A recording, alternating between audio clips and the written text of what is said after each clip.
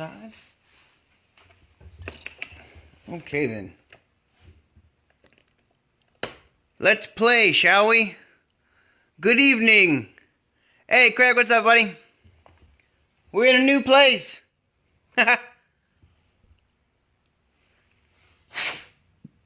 So, we're in the same place that I usually am turning. We're in a new group, I believe. Can someone confirm, make sure I'm in the right place? This is the pin turners group, not pin turning, right?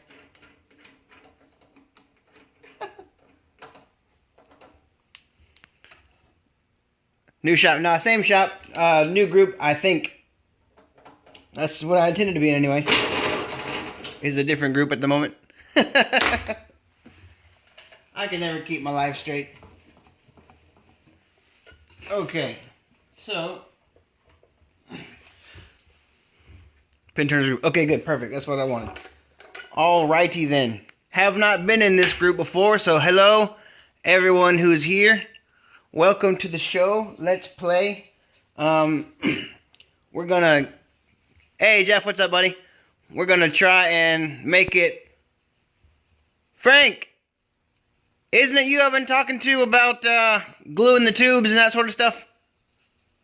Cause I'm starting there today. Alright, so I'm doing a Woodcraft version of the Barrier Kit Virage, but the Woodcraft version is called the Metro, and we're going to go from start to finish and make something happen with this thing. I don't have the bit in brad point, so I'm going to drill a pilot hole first for the 15 32 and 25 64ths bits. Okay, good. Good. Just wanted to make sure I was doing everything right. I thought I wanted to. Alright. And this is some lovely Redwood Burl. Very excited about this.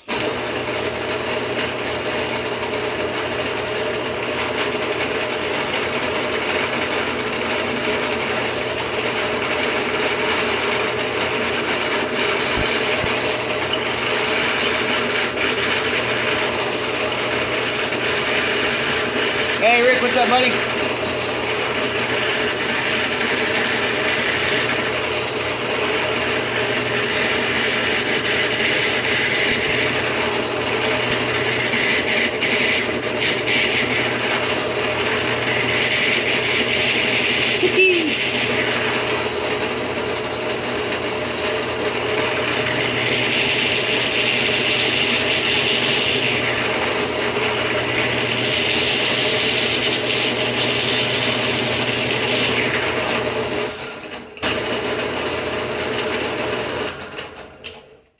This is a Redwood Burl, and it is not stabilized. So it's just regular old wood, which I don't usually do.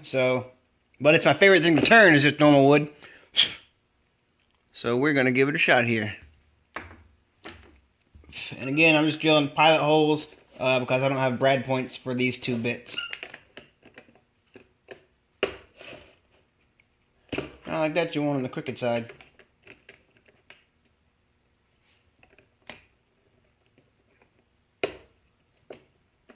There we go. Yeah, this stuff is sticky on this crappy little drill bit. See if we can't clean some of that out real quick here. There we go.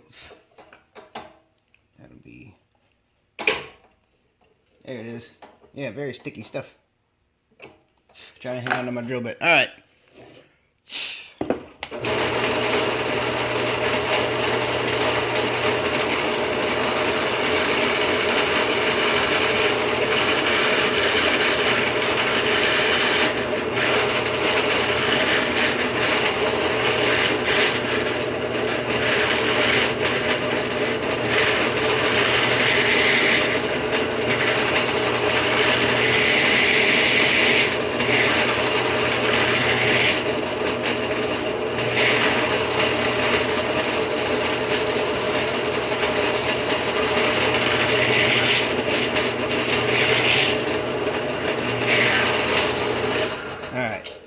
We'll call that good enough for this thing. Let's get these pieces out of here. There we go.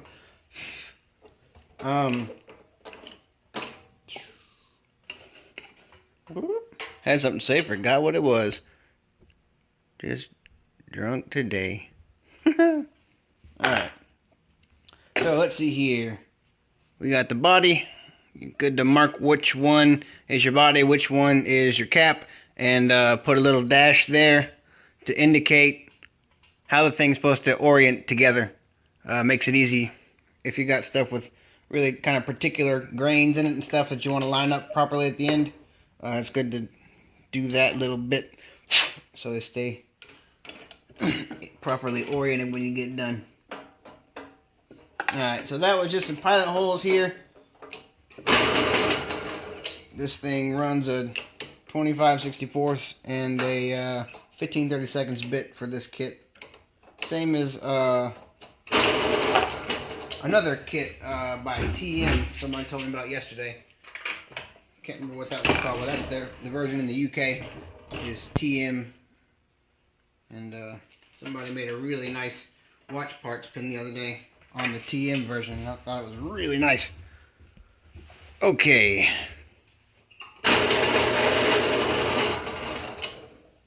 Make sure I got my mind right. You don't want to drill the wrong one. Where'd you get that blank holder from? Hey, Jesse. It's gonna be a little boy, man. It's gonna be a little boy. This blank holder, I think they carried a Woodcraft, I'm pretty sure. I'm not sure of the brand on it. Doesn't really have one listed. I believe, though, it's from Woodcraft. Maybe a Wood River brand or something. That's what they usually make stuff with. But it does a fantastic job, though. Very, very nice little toy.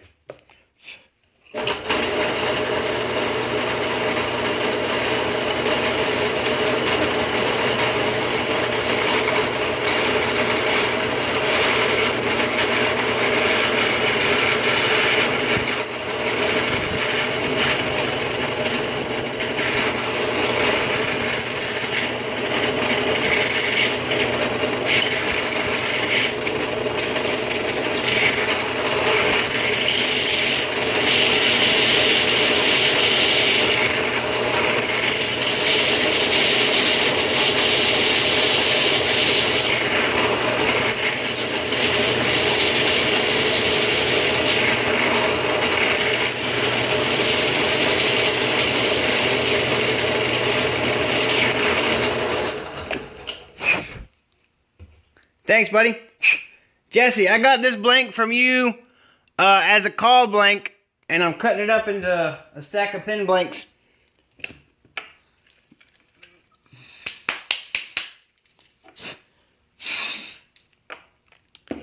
I bought this blank. Let's see. Hey, Sunshine, I played DT this week. Woodcraft and got some granite paper, and I did my first pin with Zona. That's fantastic, Maya. That's awesome, buddy. Well, did it all work out? That's the question. Was it worth the money, and was it deserving of the hype? If it wasn't, you're using it wrong.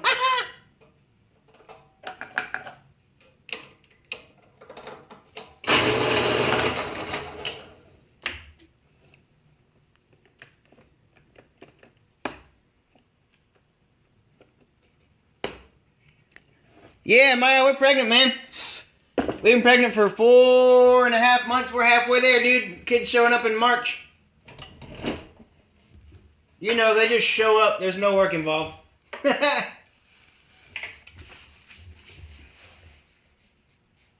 Awesome. Good, good, good. That's fantastic. Oh, 30 of us. Hello, 30 people. Nice.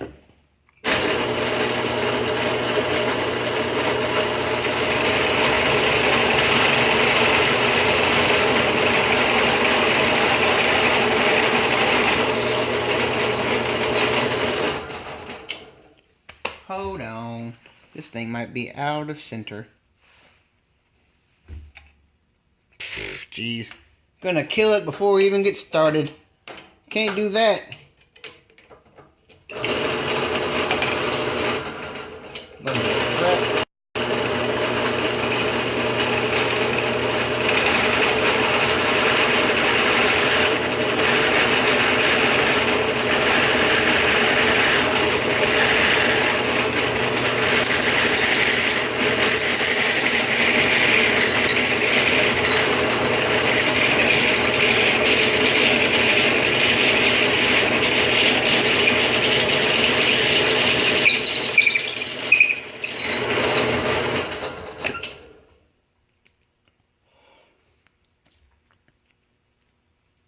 much more better on the second half. We'll fill the rest of that in.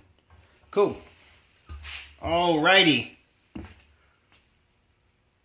Jesse Burrow's trapping.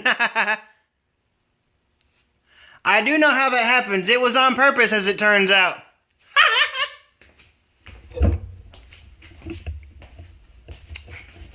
Yep, when you're married, sometimes they ask for it by name. Everybody I know that's like getting married and is like, oh, we want advice about marriage. I'm like, get pregnant on purpose. It's way freaking better. If you don't get pregnant on purpose, you are missing out on life. That's the best part of being married.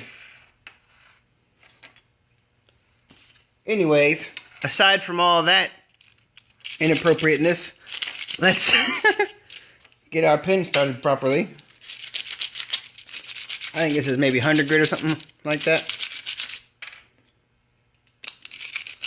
So we're going to rough up our barrels here just a little bit. Okay. Bob! You made it! Hooray! Guys, Bob's here.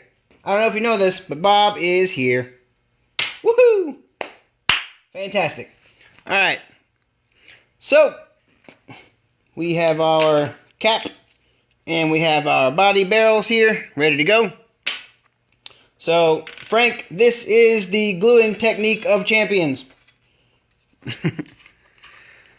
I use the Tight Bond medium to... Oh, someone's texting me.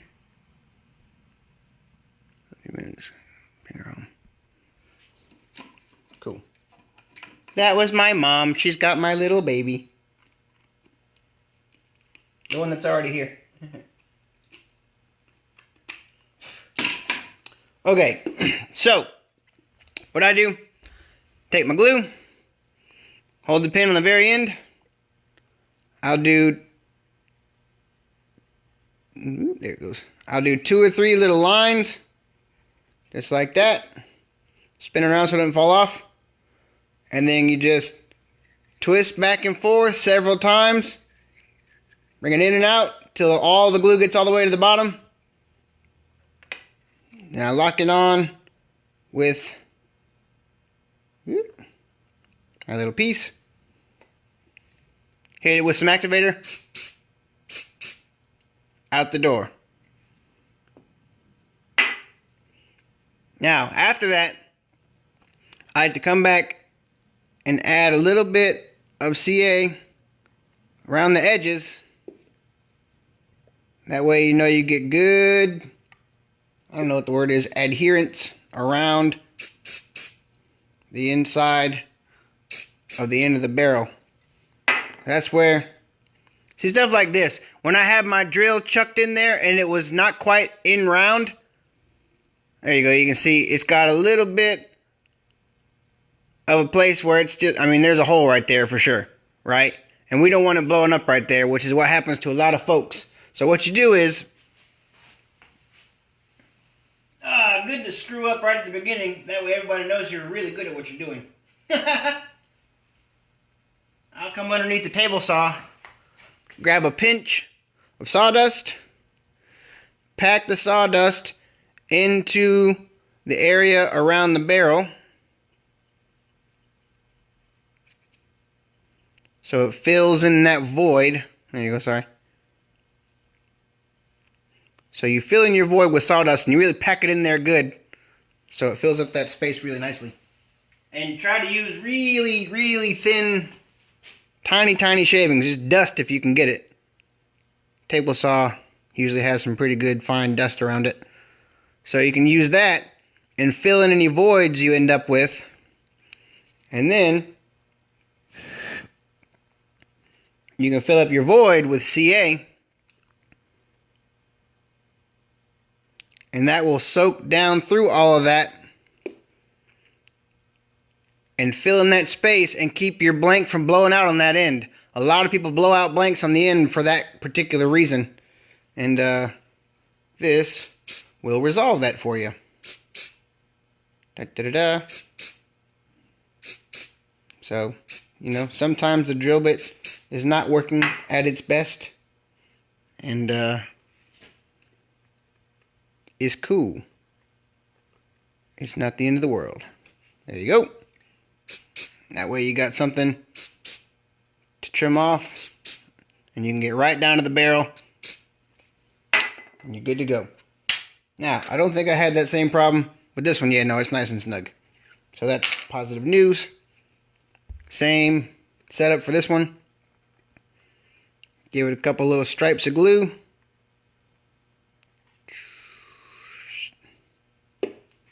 Keep it spinning so it doesn't fall off. And then insert, twist, insert and twist. And keep going around and around till all that glue gets to the bottom as far down the blank as you can. Then before it sets up, lock it in. And I like to shoot them with some activator to keep it from taking forever to get started. Okay. That looks pretty good. That's looking pretty good. And even when it does pretty good, I still like to go in and just walk that edge real quick, just a little bit. That way you know it's not going to blow up on you. We like it when our pins don't explode on us. Do the same thing with this one. Just bloop. Fill it in just a little tiny bit there.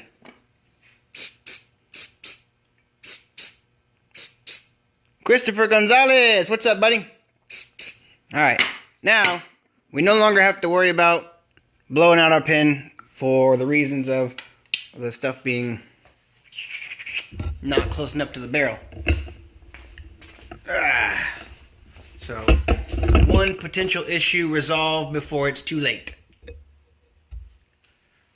Next situation.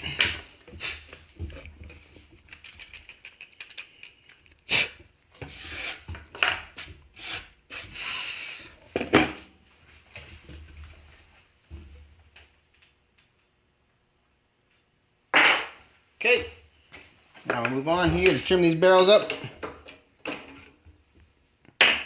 34. That was 36 a minute ago. That's sweet. Welcome to the party, party people. Alright. There's always the possibility that my phone is being crappy and not sending me anybody's comments if you're making comments. So if I'm not responding and you're asking questions, sorry. Hopefully they'll come in a couple of minutes and I'll be able to respond. There you go. Okay. So we got our barrel trimmer hooked up here. Alright.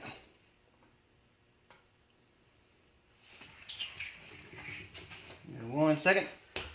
I don't have the exact diameters for all the different pin kits to use on my barrel trimmer to keep everything dead straight. So you gotta work with a really nice and square blank. And I ended up with some CA on the side of this thing. So I'm going to set it on here.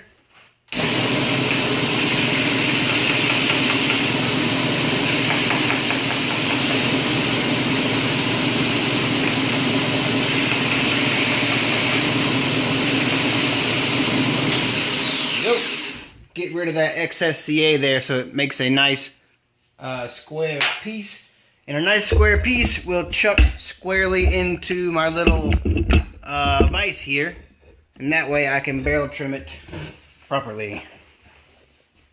Since the little holder in there is not going to hold the thing perfectly straight, I need it to hold perfectly straight in here. That's the big boy sander. That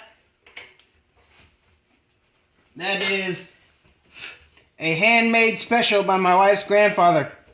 It's made of some countertop material with Formica on it and some 2x4s. And the rollers are from a boat trailer where you roll the boat up onto the rubber.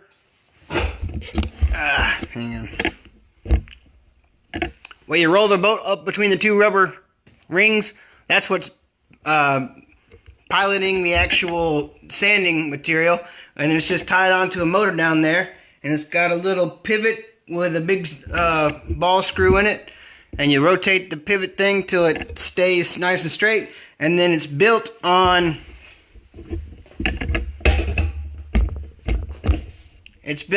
L channel bed frame rails from like a little kid's bed. High quality. Man, it can freaking sand your soul. Anyways, so now we got a nice square blank here, so it's gonna sit pretty nice and true. Since our diameter here is not gonna match to our barrel, we're not gonna have a problem with it because we have the nice square blank to hold chucked in nice and straight.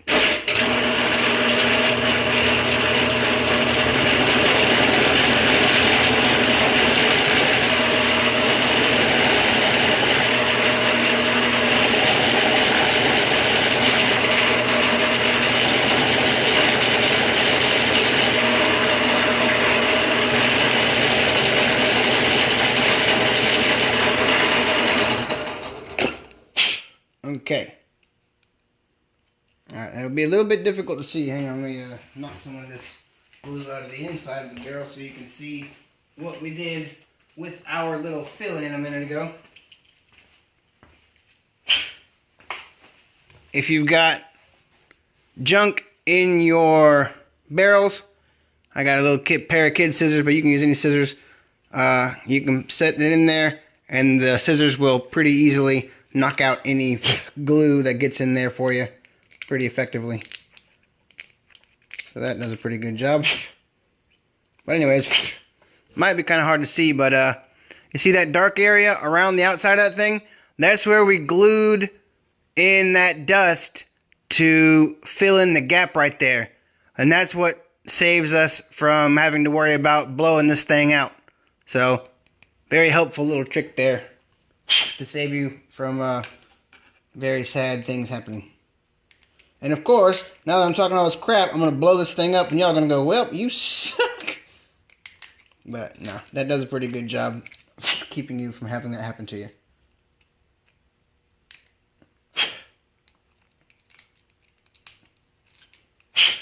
Alright. So that's good. We got all our glue out of the way now. Switch to the second side. Glad you're getting the two. You're good, Frank. Questions are good.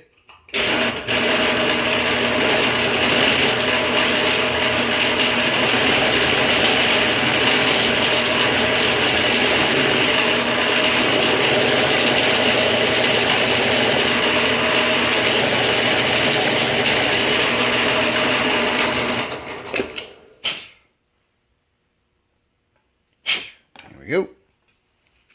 Same thing here. This also makes a nice little chamfer on the edges of your barrel, which helps your bushings and your kit components slide together a little easier. So same concept. And the same thing here. Oops. Got that little dark ring around it. That's where we backfilled it. So always check and make sure you don't need to backfill. And if you need to, do it. It'll save you heartache. Nobody likes heartache. Or broken pins.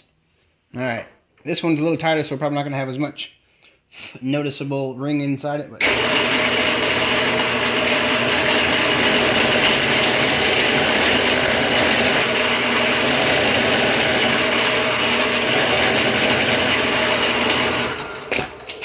we go. Got the one side. Knock out the second half here real quick. Buster Simmons in the house. What's up, man?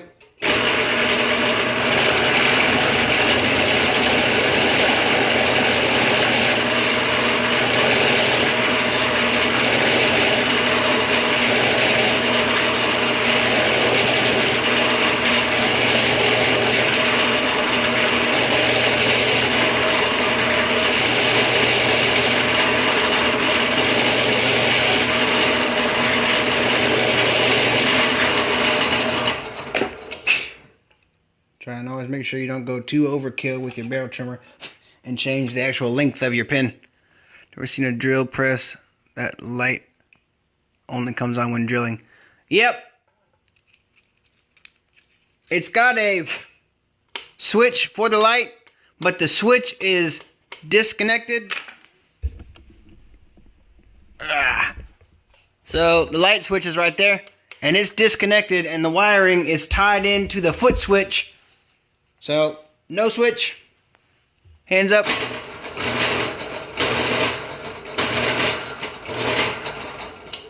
The foot switch controls the light and the machine. And it's a spring-loaded switch, so that way you can just step on it and crank it up. Same thing here. I'm going to trim or chamfer the barrels just a little bit and make sure there's no excess glue in there. There's a little drop in the corner right there. We're going to try and get out here real fast.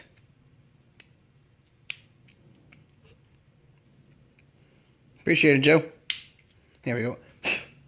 Pop that little bit of glue out there, out of the way now. Okey pokies. Look, Ma, no hands. All feet. You got foots. Alright, so that's good. We'll call that chamfered up, good to roll. Nice, no glue in the way for us. And then, give me 1 second, I'm going to get this preset for our assembly process.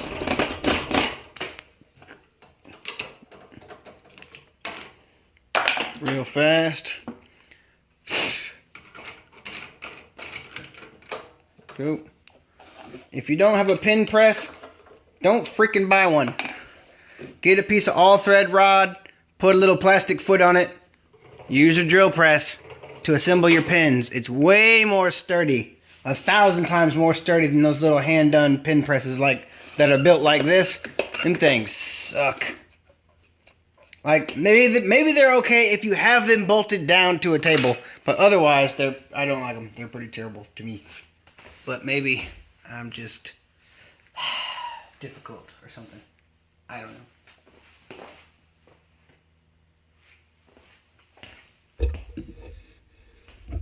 38. We're almost to 40. These are some of my toys.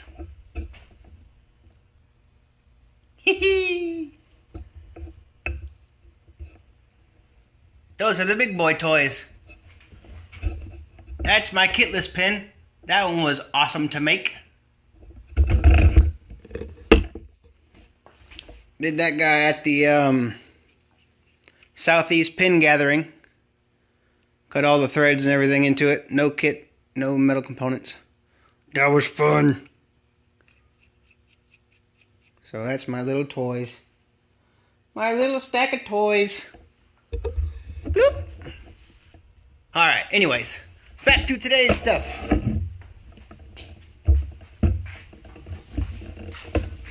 Okay.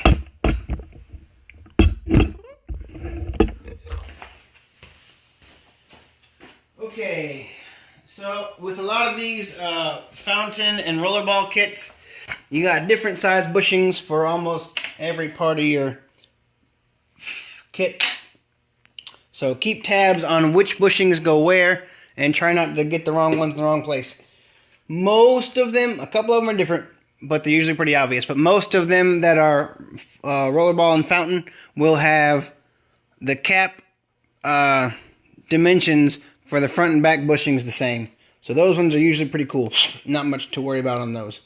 So just click them in and you're good to roll. But oftentimes the ones for the back end of the pin are going to be different between the two of them. The majority of them, especially any junior series pin kits, which is a very popular version, those ones, the larger of the two bushings is going to be towards the section of the pin that you hold to write with, and the smaller bushing is going to be toward the end, the rear end of the pin.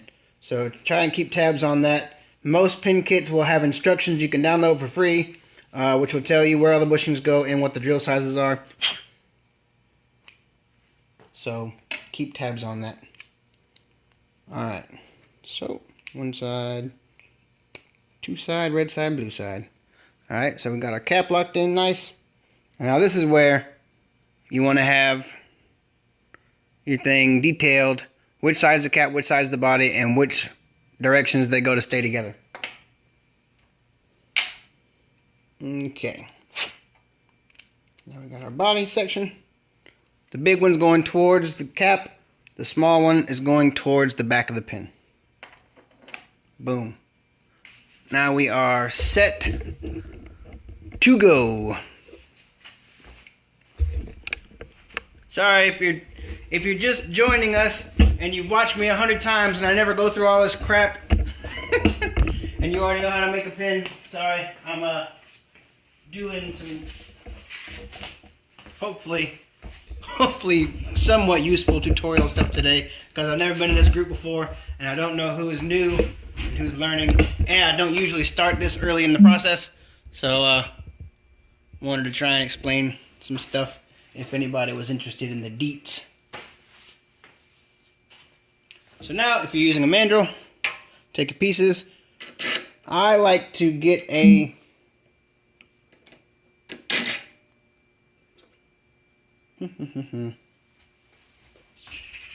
one second.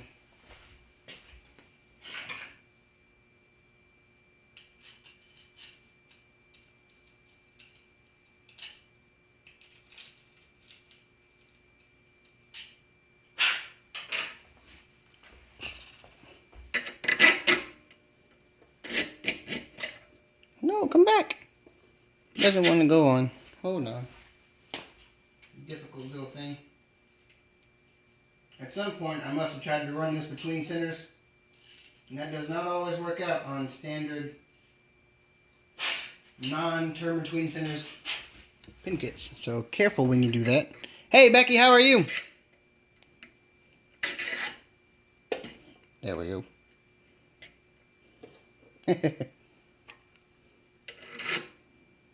Same thing with the back. Oh goodness gracious, look at that. Would you look at that? One more second, let me trim this back a little bit.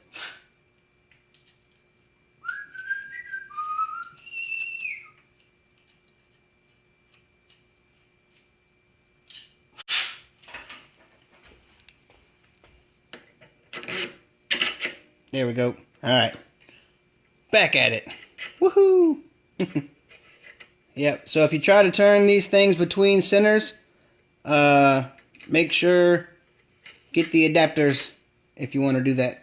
It's cool, and TBC is awesome, but either buy the correct bushings or use the adapters. They will be your friend. Okie doke. So we don't want to put too much tension on our knurled nut here. If you do, it'll start to get... Hey, David, what's up, buddy? Welcome from America to Belize. How are you? Glad to have you here, buddy. Alright, so, got your live center. Lock it in. Same thing, you don't want to put too much pressure on your mandrel. It'll bend it. So just kind of lock it in well enough that it'll actually turn everything for you. And then when you get it started... Almost change to the right speed, one sec. Alright. When you get it cranked up, you can touch your bushings. Oh yeah, that's perfect. If the bushings don't feel bouncy, then you're good to go. If the bushings feel like they're buzzing on your fingers, like, then you have a bend in your mandrel. Not necessarily a permanent bend, but it is warping a little bit with the torque you got on it. So keep tabs on that so that you don't jack up your mandrel and subsequently your pin, because that'll give you one side that's hanging off real far. Normally in Texas. Well, welcome from normally in Texas, but today Belize. Alright. Always go slow by hand for a second first to make sure that you're not running into your tool rest. That is important. I don't know who knows what.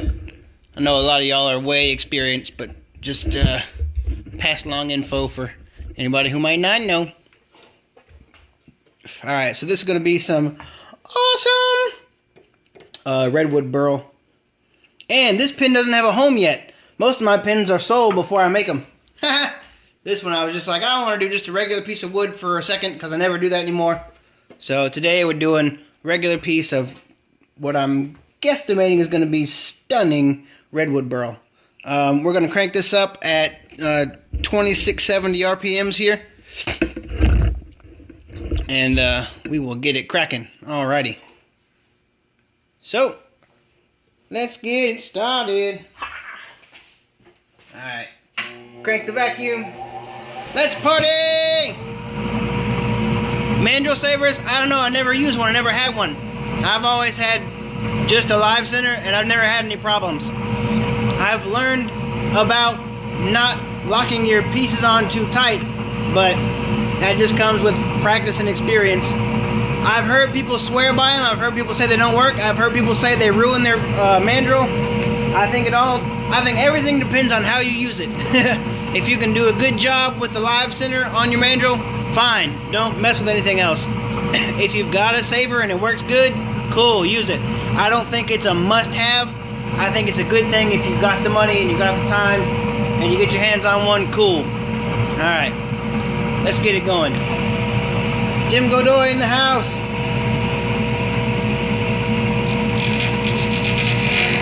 I never turn just wood anymore. This is going to be ridiculous.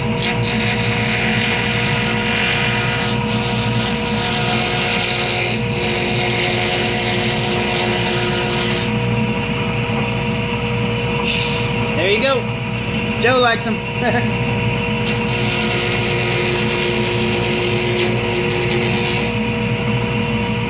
There you go. Becky likes them.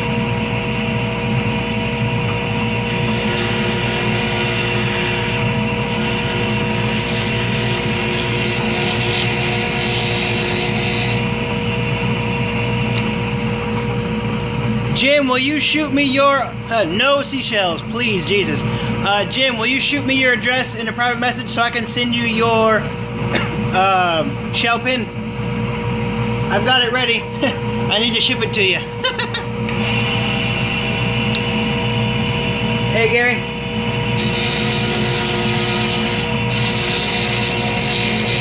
All right.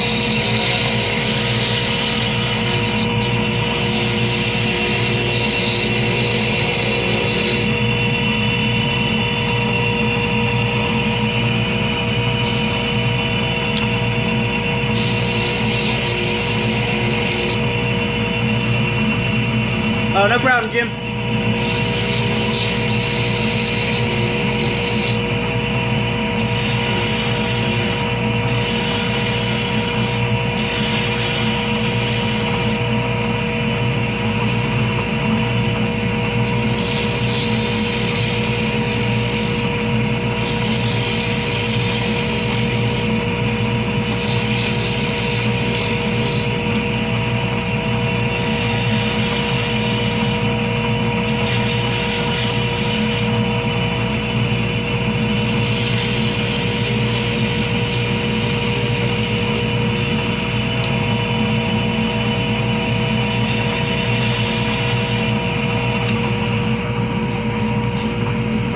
Man, y'all, this is going to be a really pretty piece right here.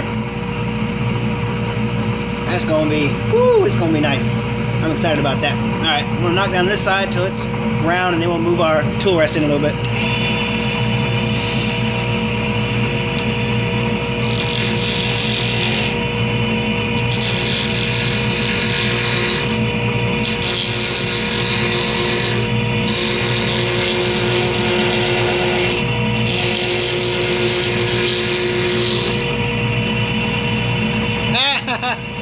I love turning wood, man. It's the best.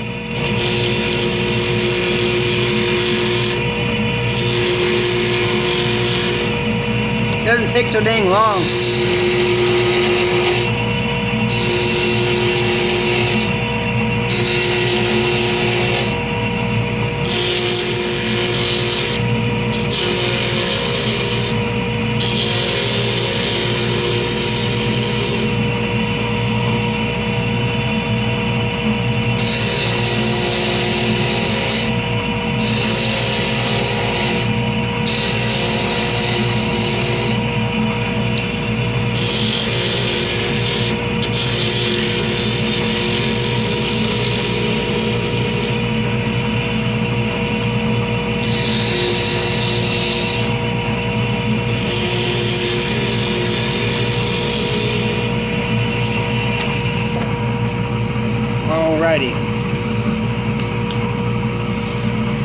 drop this down a little bit.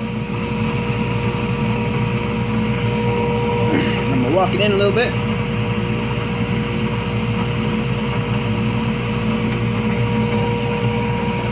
Alrighty, ready to go.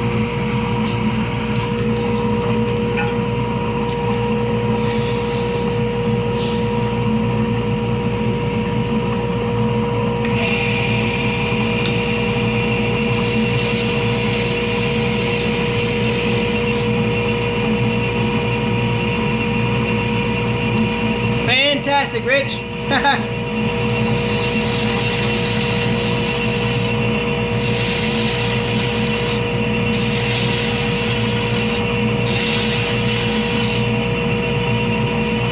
Hey, Frank, it's my fault. I'm sorry, dude.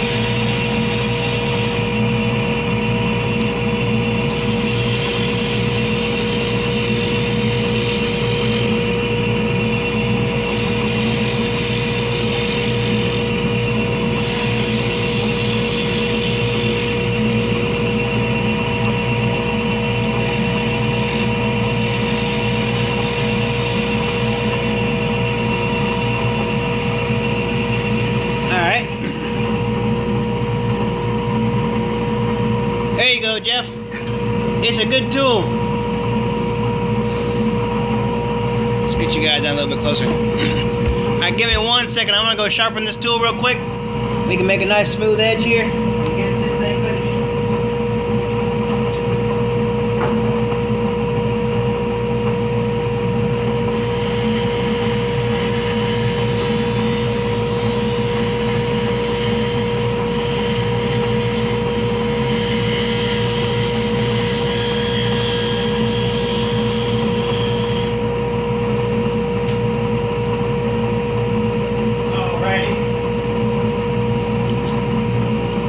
Appreciate it, Jeff.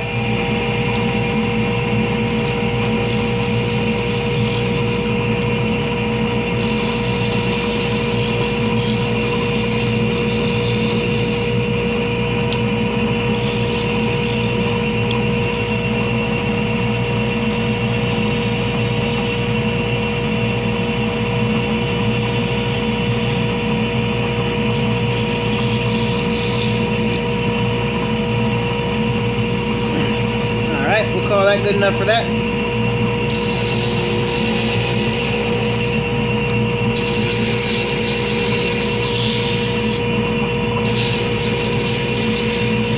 It smells so good. I don't know how much redwood y'all have turned, but redwood smells amazing. So good. Great smelling stuff.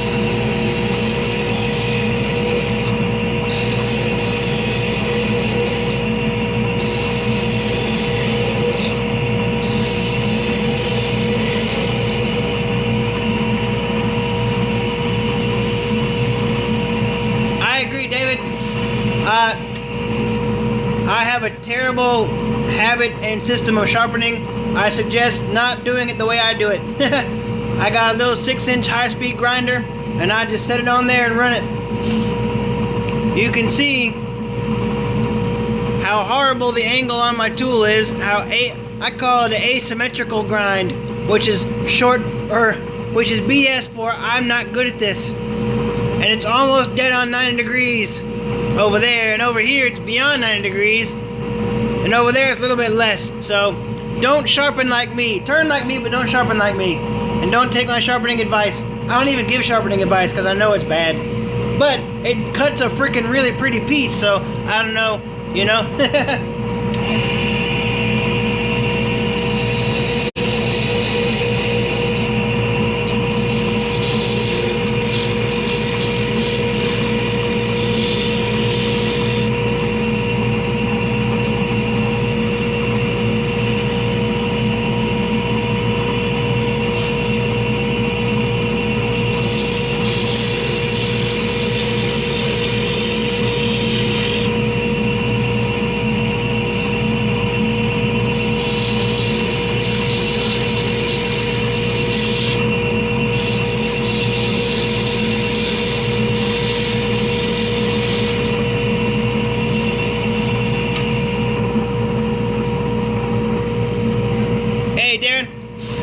This is just some really nice Redwood Burl. Nice and simple. Non-stabilized Redwood Burl.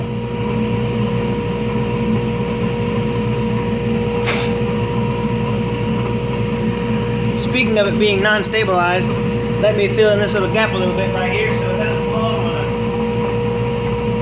us. Always keep tabs. Yeah, I got carbide cutters. I don't ever use them on wood because the high-speed steel cuts wood a whole lot better than the carbide. But I do use my carbide on most acrylics, especially solid acrylic. I don't generally use it much on, I use it on acrylic and hybrids.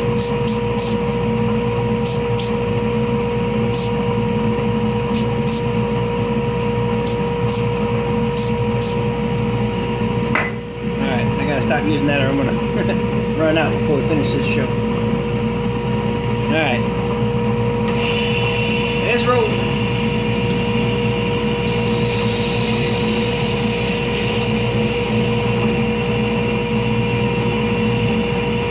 Is that Neil?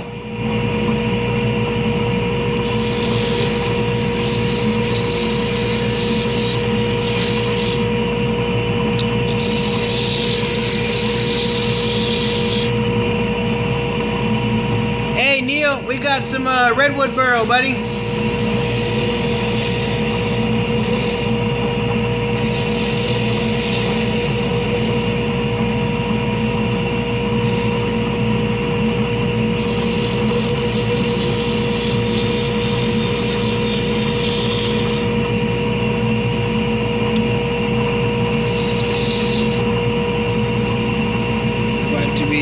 Aggressive for acrylic. No, not at all. I almost exclusively use my carbide on acrylic. Carbide does a much better job on acrylic than high-speed steel does, especially if you got any kind of hard, brittle acrylic like polyester resin or acrylic acetate. I wouldn't touch that ever with high-speed steel.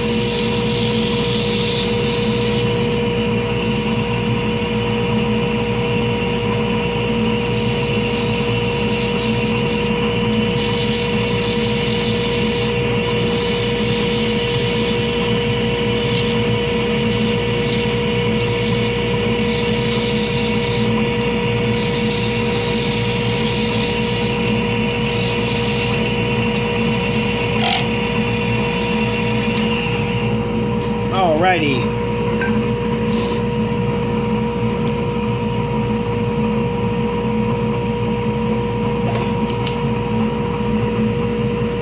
If I'm not mistaken, this is going to look freaking awesome when we get some finish on it. Alright. So we'll give that the good enough diploma on roughing. Now let's take a little bit smoother and straighter lines here with the skew.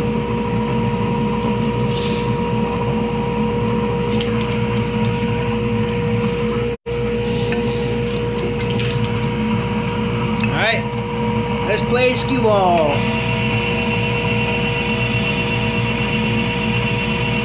Yeah, this one's seen more than a couple.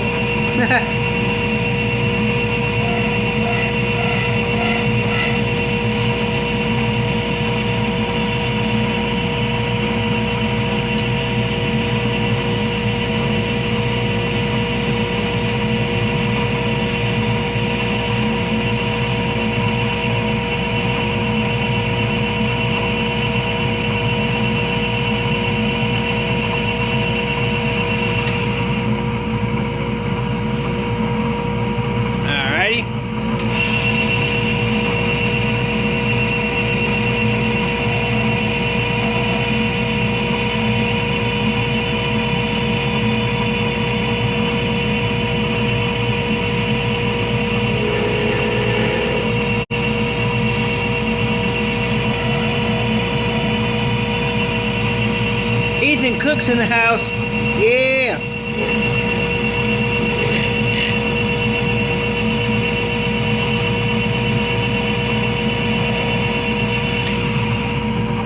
Okay.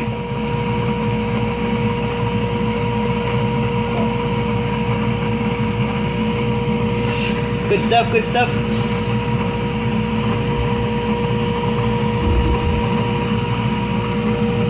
Alright, so that's off of our skew finish, which is looking pretty dang decent. This stuff is going to darken down when we hit it with some finish, and it's going to look awesome. But so I don't know, you could probably, it's starting to shine up a little bit even just off the skew, so I call that maybe a 600 grit ish kind of finish, something like that. So we'll start there with our sanding process.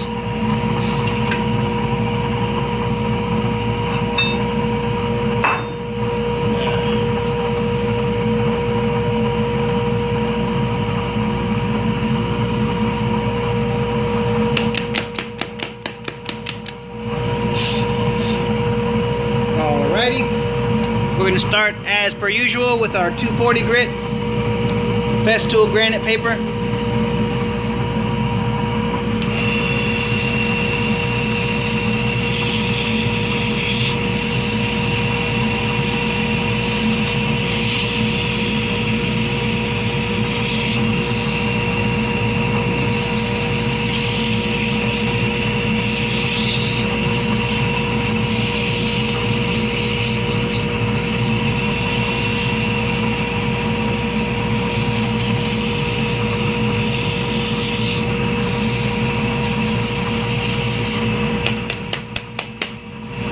Start and get better tools or better lathe. I don't know, personally I don't think it matters if you got good tools or cheap tools or a nice lathe or a cheap lathe. Spend your time practicing, spend your money on pin kits and pin blanks, and just practice, practice, practice. That's where your skill is going to come in, and none of it's going to have to do with an expensive tool or a cheap tool or an expensive machine. That's not going to matter. This is an old, I mean, it's a nice lathe, but it's nothing magical at all. It's a Riken 70-100, and you use the belts to change the speed, and I mean, this ain't no Cadillac lathe, but it makes Cadillac pins. And my tools are junky old AMT tools you can't even buy anymore. You can get a whole set of these on eBay for 50 bucks. Like a set of 10 of them. Nothing to do with what kind of product you can put out.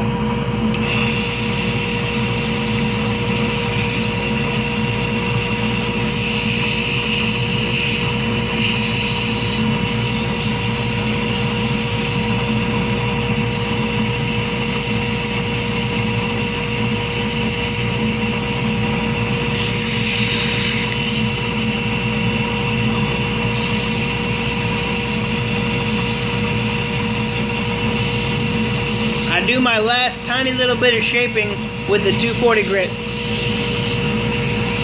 That's why this grit's hanging on a little bit longer. I want want to get that shape down just where I like it.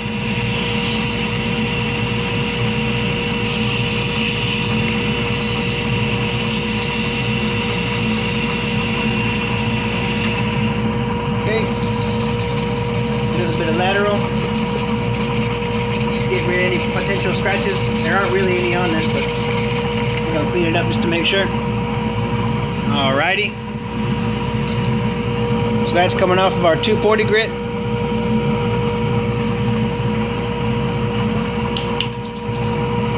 Y'all, this piece of wood is going to sing and dance, I'm pretty sure. It's going to be special looking. Alright, I'm going to try to kind of quick run through the rest of these grits now so we can get on to some finish and making this thing look awesome.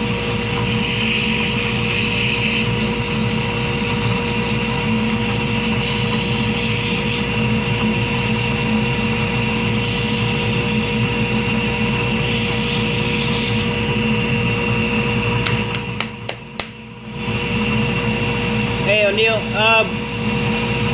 man, if you're not gonna try to make a career out of this, dude, I would look on Facebook Marketplace and eBay and try to find you a set for a reasonable price. Go to some kind of woodcraft store or something like that. Learn how to sharpen the tools properly and work on the crappy ones for a while before you go spending a bunch, because you can dive deep into money on lathe tools quickly, but like I said, they don't make you a better turner. Putting time in behind the machine is what makes you better. Hey Steve, what's up, buddy?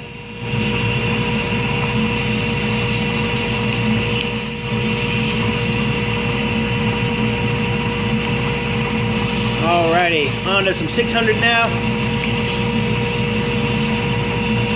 This stuff's got some oil in it. We're gonna clean it up in a little bit before we try to put some finish on here.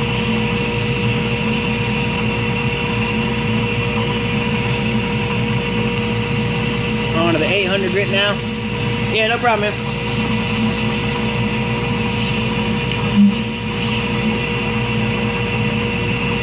Thanks, Jim. I'll get that on the way to you tomorrow, buddy.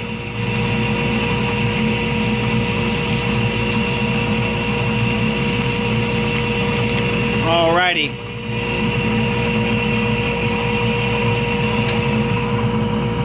That's up now to 800 grit.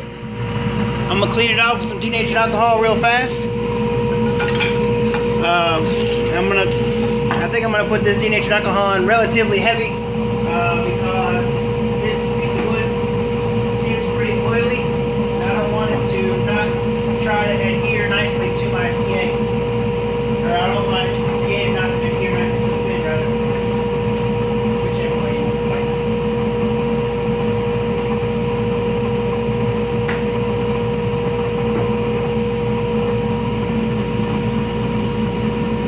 I can tell it has oil in the wood because this particular type of sandpaper, almost never, Silas, this type of paper is really good about not clogging up, and if it starts to bog up like that, then you know this stuff has got pretty good oil in it.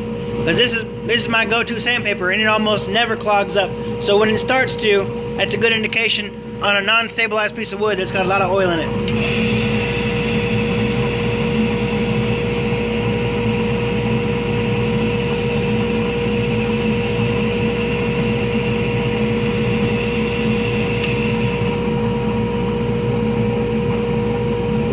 Yes.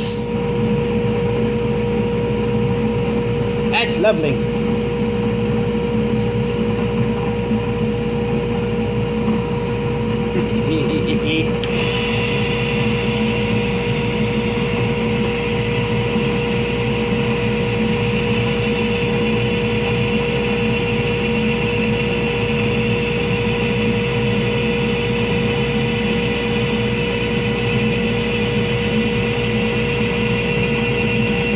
Get all that denatured alcohol out of there now.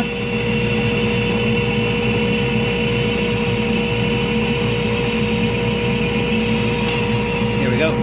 Okay, so now this is just sanded down to 800 with no finish at all, and it's already starting to get a little bit of shine. So we know we're doing it right.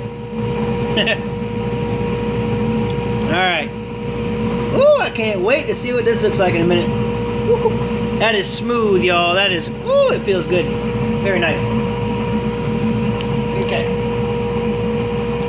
Let's put some CA on it, shall we? Ooh, I'm excited about this pen, y'all. I love Redwood. Redwood is the prettiest. It always looks like it's on fire. It's my favorite. What are you putting on the wood? That was denatured alcohol, Becky.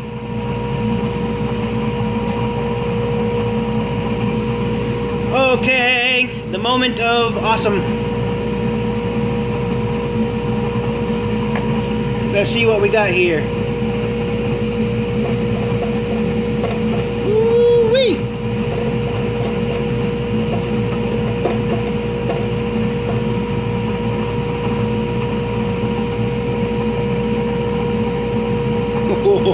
Okay. Yep, that's real pretty. Let's see if I can get a black background on this thing. You can see it a little better. There we go. How about that? That's what we want to see.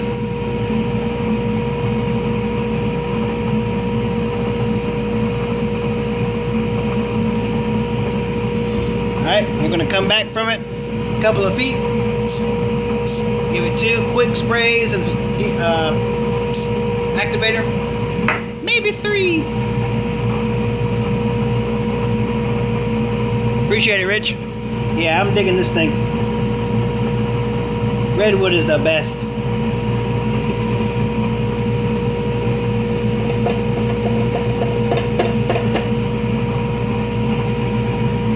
Soak through and get on your fingers. No, it does not soak through onto my fingers. Not at all. I fold my towel 2 times.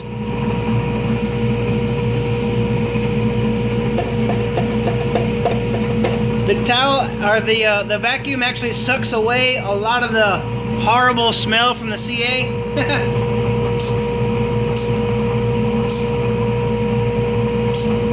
Which is why I have it on.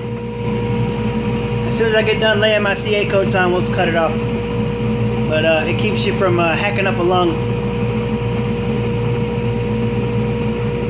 That looks not far off from Honda and Rosewood Burl, but it's definitely Redwood. Woo, it's pretty. I like this stuff.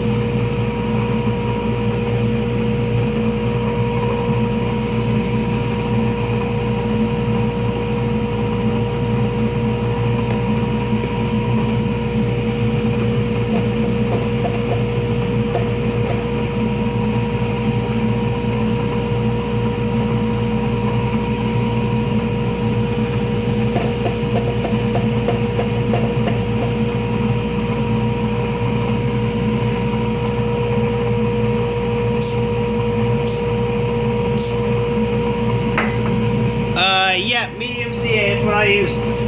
Strictly. I don't do any thin coats at the beginning.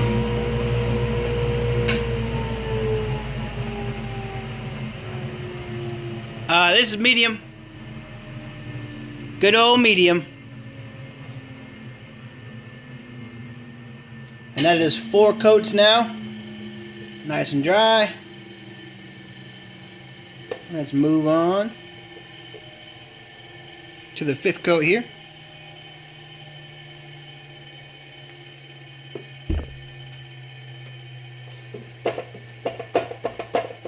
I hand turn my lathe because it works better, but I hand turn it when I lay on my CA coats because if you have it on, and mine only goes down to 430 RPM, so some of y'all's that'll do like 250 are fine, but I turn mine off because the centrifugal force of the slowest speed on my lathe pulls the CA away from the material.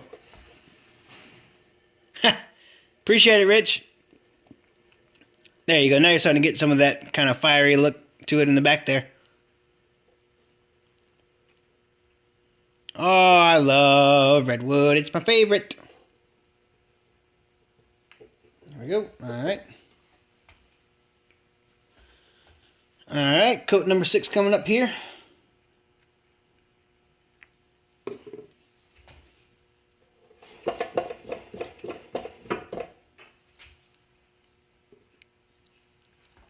We'll get there, Silas. Never you worry. And no, I don't have any problems with it.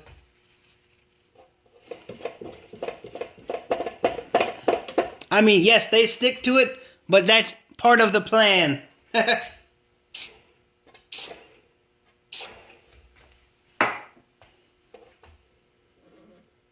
Mesquite, yeah, I don't think I've turned any mesquite. I gotta try some of that. I've seen a lot of people turn it. I know it's very popular to turn, but I haven't had any at my fingertips up to this point. No, it's still broken. They're still out of stock at Riken.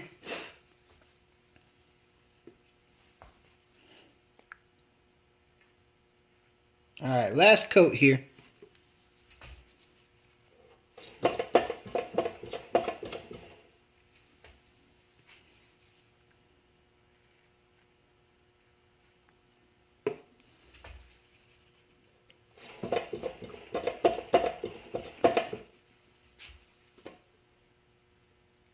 Oh, that's cool. Mesquite root burl, huh? That's nice.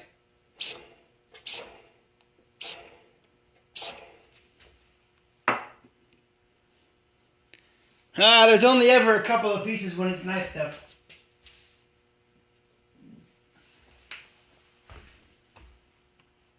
Okay, so this is where we are now with our finish coats laid on.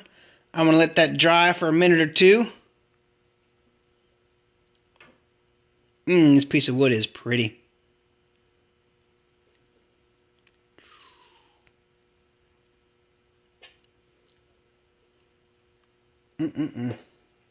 That's nice.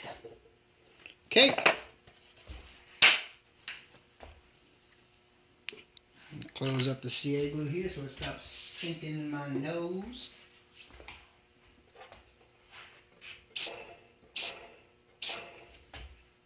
Alrighty.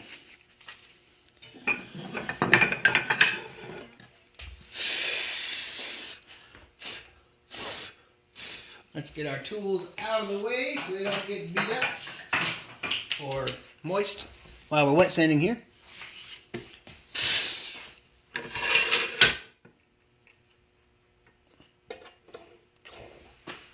Okay, and let's cover up our lathe bed real fast so it doesn't get rusty. Rusty Shackleford. Ha!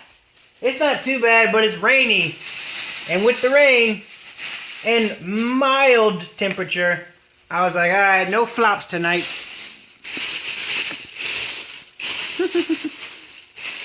Okay. Let's get you guys backed up a little bit here. Make sure there's nothing on the lens. There we go. That's a better rendition of the color. I love how, like, right here, and then it changes right there. Oh, I love that. I think that's the coolest thing. Oh, it's so sweet. Okay. I'm going to get me some clean water here real fast. Just a second.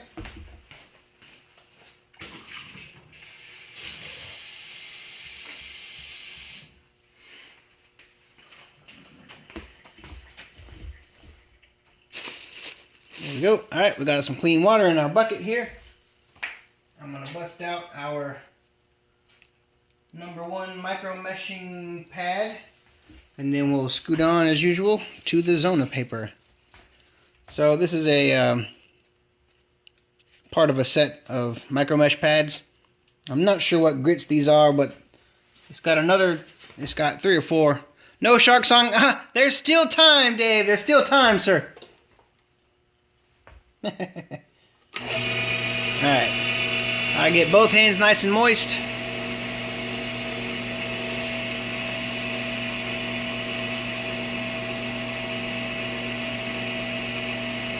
Keep 2 fingers on the back of the blank.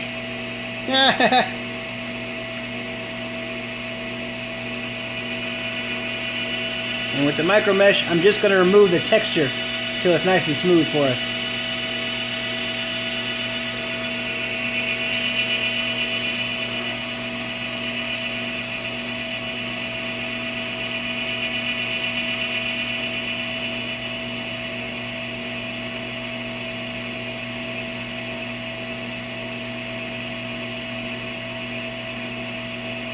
So we use a total of 7 coats of medium tight bond CA with stick fast activator.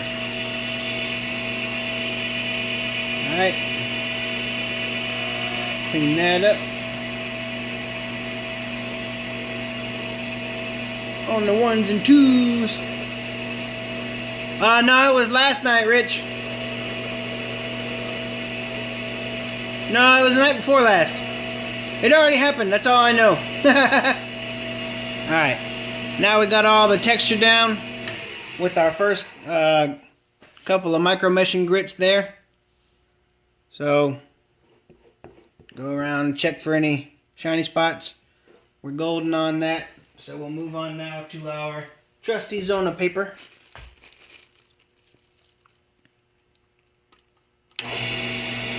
I just know it happened.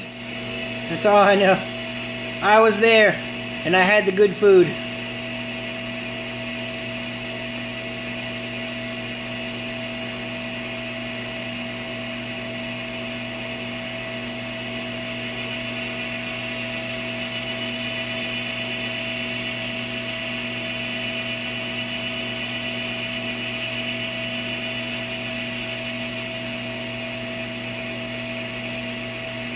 Okay.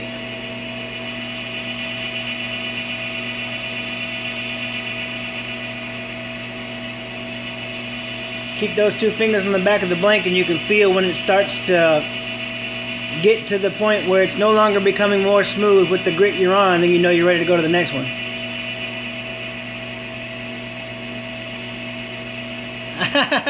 No, but I probably need to with this pin that I'm making right now.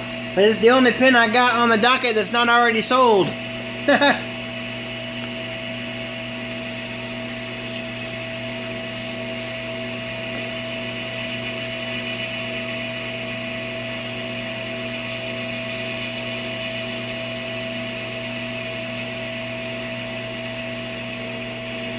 Let's do that. We'll start this finished pin at 75 bucks. And if you want it, make a bid. And by the time we're done, whoever has the highest bid gets the pin. How about that? Boom, done. Diaper money auction number 1.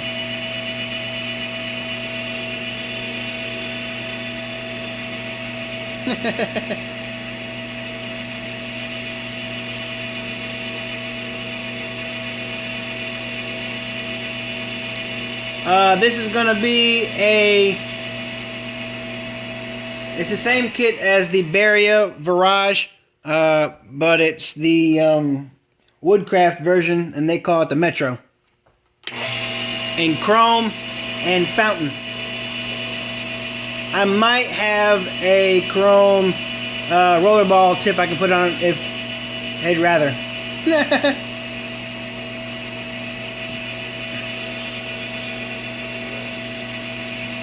It comes with a number 5 nib.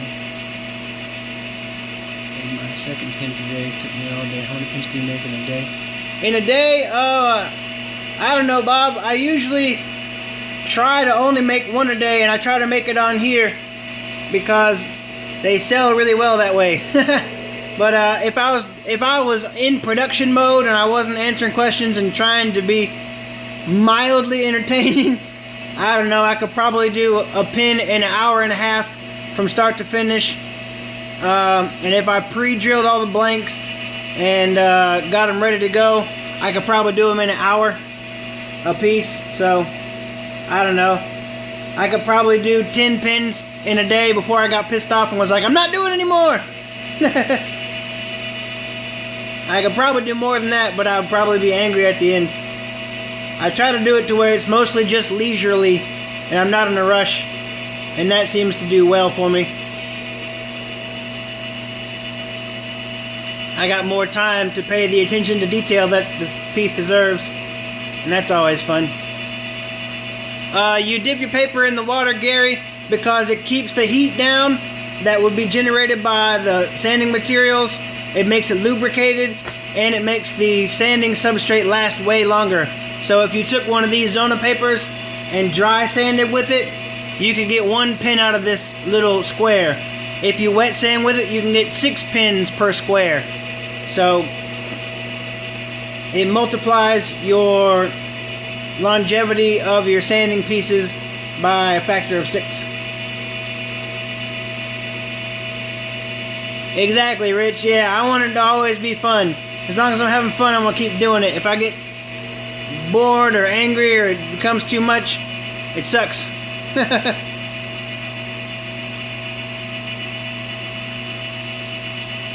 Yeah, this is my fun time.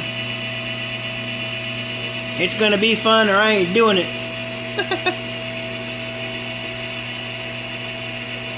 Oh, hokey pokey.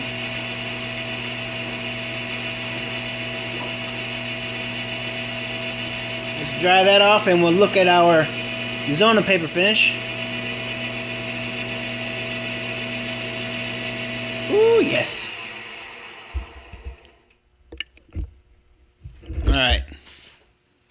So this is where we're at coming off of the Zona.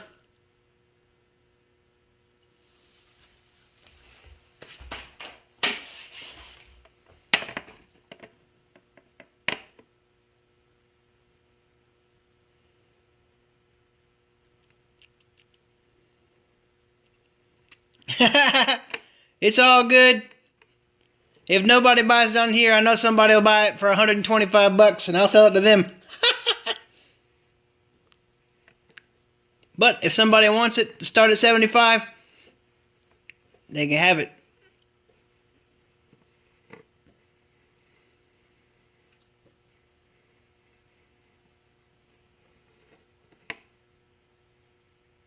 I have not turned to antler.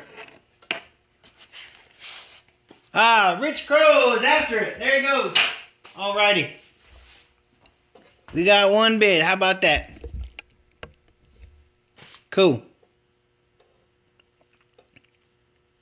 Yeah, this is going to be really sweet looking. Alright, so that's getting there with our finish. It's looking pretty decent, but we got some more work to do on it. So I go from there, from the Zona paper, and I switch over to the Hut Ultra Gloss Plastic Polish. That's this guy right here. That's awesome, Rich. Well, I appreciate the gesture, sir. Very nice of you to throw a bid on it.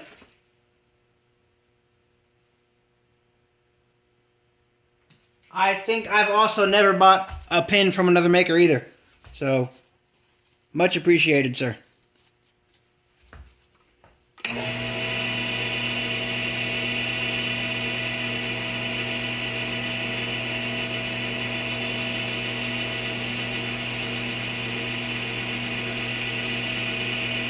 Awesome, Rich. That's great, buddy. Happy to do it.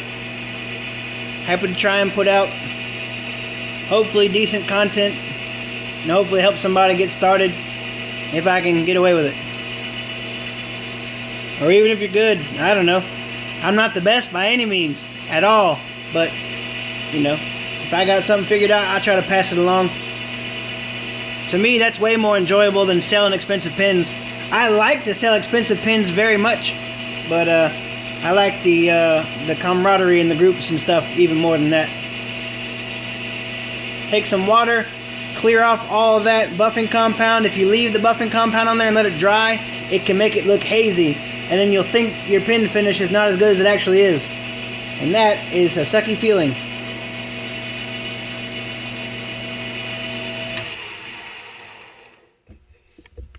Alrighty. There we go. So now we're starting to get some nice, really smooth shine on it.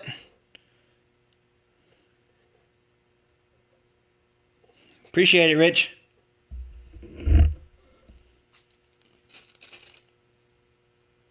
Alrighty, we are getting there.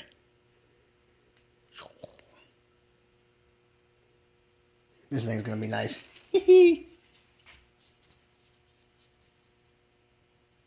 Okay. I'm going to hit that one more time with a little bit more polish compound. And then we'll move on, take it off of here, sort out all the these things being stuck to the bushings situation. We'll show everybody how to do that.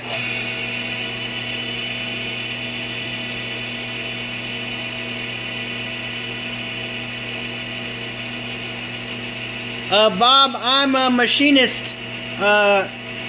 CNC programmer, and tool and die maker for classic Ford car and truck parts.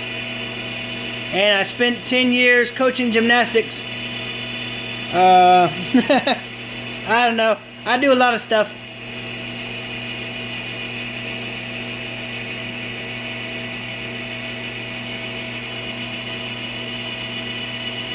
I worked at Wells Fargo in mortgage for 6 years. That sucked, so I stopped doing that. And I found machining, and they allowed me to come in and train with absolutely no, yeah, I'm applying it with paper towel. They let me come in and train with no experience at all in the machine shop and train me up from nothing, which is pretty much unheard of anymore. So, big shout out and thank you to the company I work for allowing me to come in with no knowledge or experience and completely learn from the ground up in a machine shop, which you pretty much can't do anywhere. Oh, that's a lovely piece.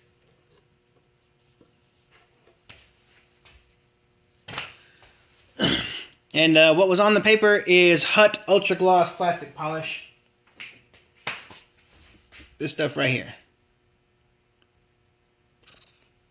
It's like, the bottle is like $10.99, and I don't know, it'll do 200 or 300 pins.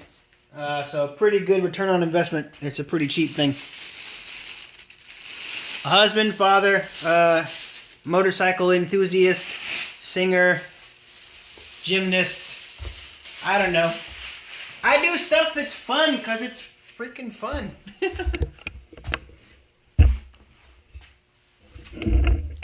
Well, I spent 80 grand on my voice, so it better freaking work. And by the time I got to 80, I was like, holy cow, it's really hard to make a living at this. So I left.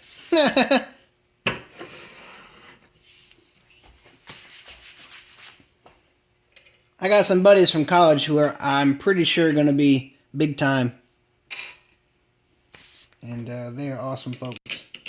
But I'm also not a homebody, but I don't have to travel all the time because I like having my house, being able to come home to my house and that kind of thing. I'm big into that. So I don't think it was ever really going to be the lifestyle I would choose for myself. So I decided I don't want to go touring around and doing that kind of stuff. That's right, Rich.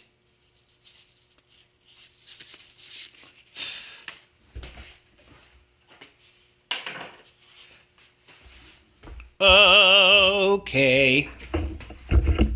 So, we've got our bench vise, as Rich has described.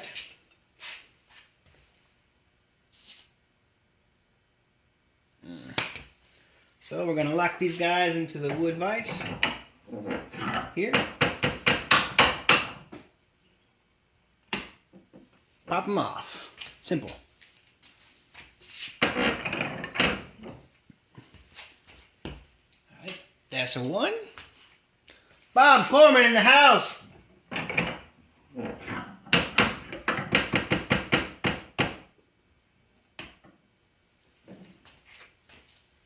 There we go. So we got the bushings off of the first half. Let's chop them off the second half real quick like. Hey Bob, what's up, buddy? How are you?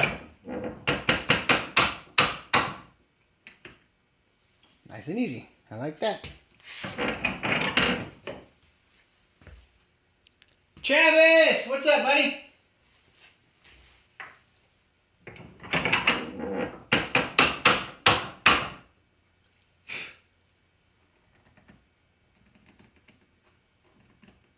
Oh, you got us a difficult one. How about that?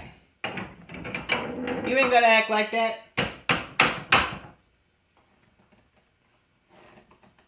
Oh, it does want to act like that. Whoa! Alright, triage! 1 second. We're gonna have to sort this little guy out. You think he tough? You think you tough?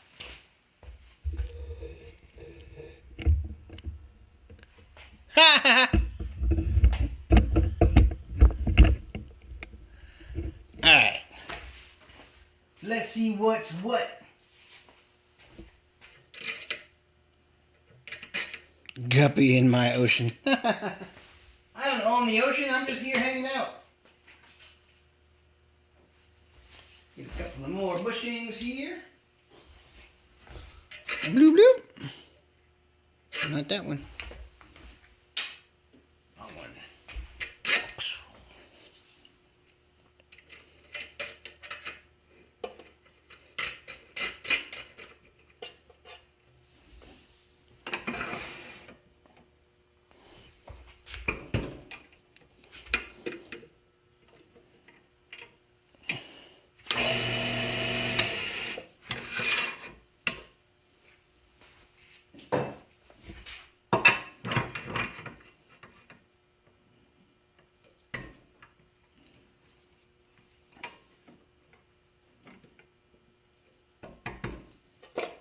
There we go.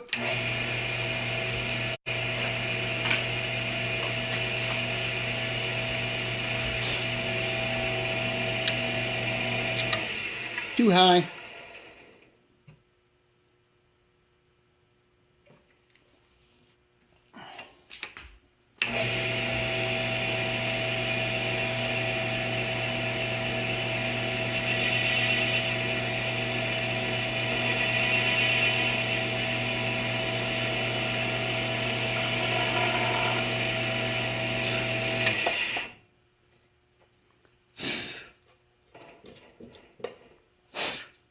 $48. Good gracious. Hello, everybody. Welcome, welcome.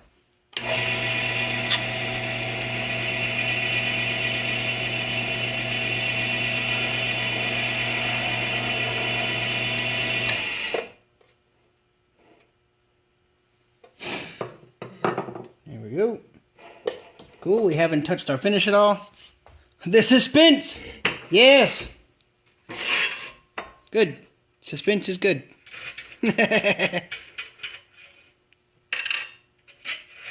Try and put all my bushings back where they go so I don't end up without some of them.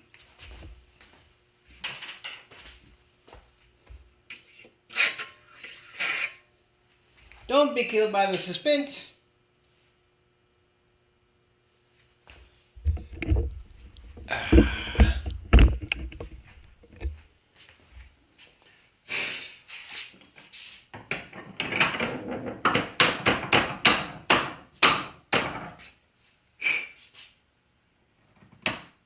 Ta-da!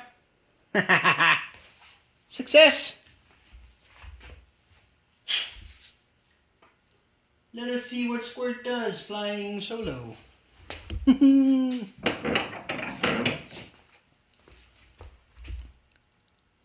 David gets that. That's good news, Rich.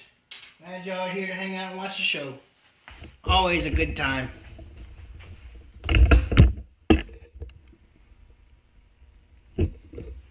A lot of people have.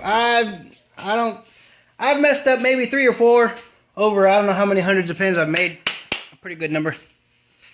Scary, but it works. The trick is that you end up with your pin matching up really, really nicely to the components. So it's sketchy and scary, but you end up with the big win at the end. So it's kind of playing the long game.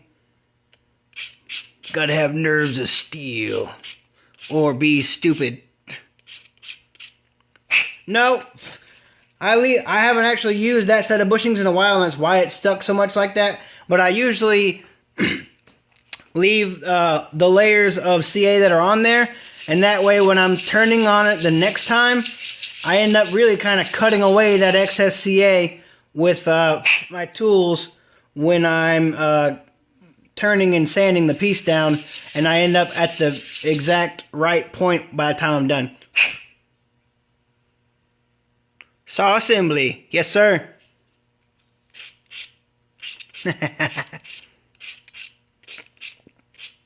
If you wanted to do that, you could drop the bushings into some acetone or some denatured alcohol, and the CA would melt right off, and there'd be no problem. If you were just all about having the things cleaned off. And if you really wanted to, you could technically rub some nice wax onto your, you could rub some wax onto your bushings before you put it together, and then your CA just won't really stick to it. So, in that manner, you can keep from having the issue I just had. But I like to, if I ever do anything that I would consider a mistake or something bad happens, I like to show it and show how I get past it and fix it and go on to the next phase. Because that way, when somebody else has the same problem, they can go, oh, I remember that time that idiot screwed up, and then he showed me how to fix it. Down the bushing size before sanding. I actually turned down about 5 thousandths, maybe 10 thousandths below the bushing size. Yeah, it's a touch and go kind of thing. That's 3 touches. Wow, look at me. Yeah, it's a little sketchy to put wax on the bushings. It does work, and it works medium well. I don't do it because it's just an extra step, and I'm too lazy, and I don't mind knocking them off the way I do. But, okay, so that's a good start. And so what we're doing is, when you pull off the bushings like that, you end up with a little bit of CA kind of flaking there, just on the ends. And then you set your blank on an angle, and you sand, there we go, sand towards the inside of the barrel. Never sand to the outside, because it'll start walking your CA finish back up the side. So you always sand towards the middle of the barrel and just put it on an angle right there. And then I just rub it flat on the bottom for a little bit, and then you end up with a nice, perfectly smooth edge. And you're dead on the right diameter for your kit. That's the ticket, which is why I do it this way, even though it's a little bit extra work. Because if you did that, Bob, you would be sanding on your actual bushings. That's why it looks like I'm always being careless with the bushings when I'm sanding. It's because they have that little protective layer of CA on them. If I cleared it off before I started sanding, I would be trimming down the diameter of the bushing, and then it would eventually get screwed up. That's why I leave it on there.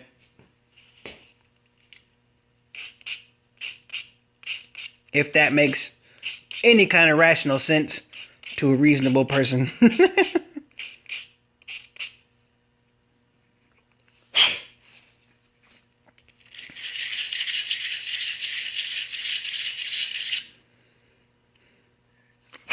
Also, because when you lay on your CA for your new pin, it's not going to stick to the old layers of CA as aggressively as it's going to stick to clean bushings, which is what just happened with this one. These bushings didn't really I haven't used these in a long time, and they were pretty much clean and devoid of any layers of CA on them when I started, and so the CA itself actually stuck to those bushings a little tighter than it normally does. If you lay your CA onto just touching the edge of the old CA a little tiny bit, it won't stick super good.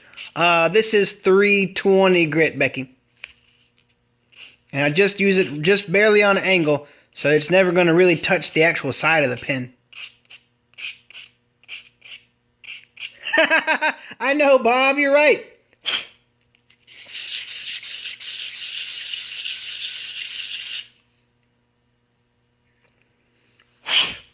I tell you what's going to happen is Rich is going to walk away with a steal on this pin at 75 bucks. And that's fantastic. Alrighty. So now we've trimmed off all that excess. It's nice and smooth now. Now our edges are going to be nice and perfectly smooth like I want them to be. No excess CA. Hey, Jim, what's up, buddy? You missed everything!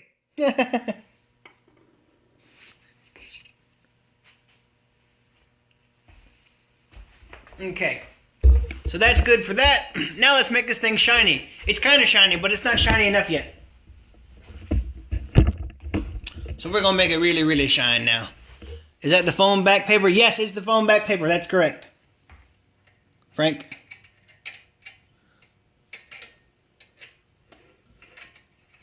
Jeremiah's in the house and he's being all quiet.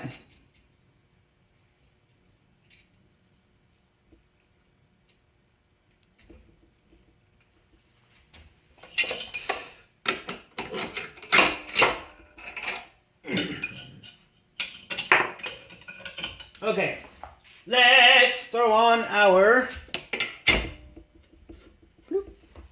lovely 85 from Becky. Look out now. Woo! Dang, Rich. She caught you.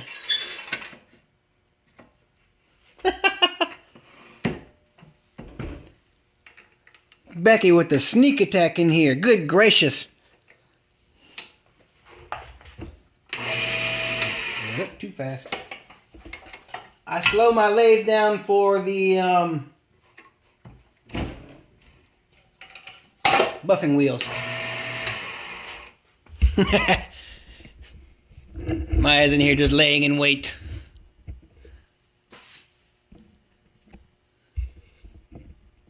Dang, Rich is at 90. Woo! Look out. It's finna get good. Alright, so we're going to run the buffing wheel at 1810 RPM. So I slow it down from, I do the whole rest of the pin at 2670 RPMs on almost every different kind of material. And then for the buffing wheels, I knock it down to 1810 RPMs.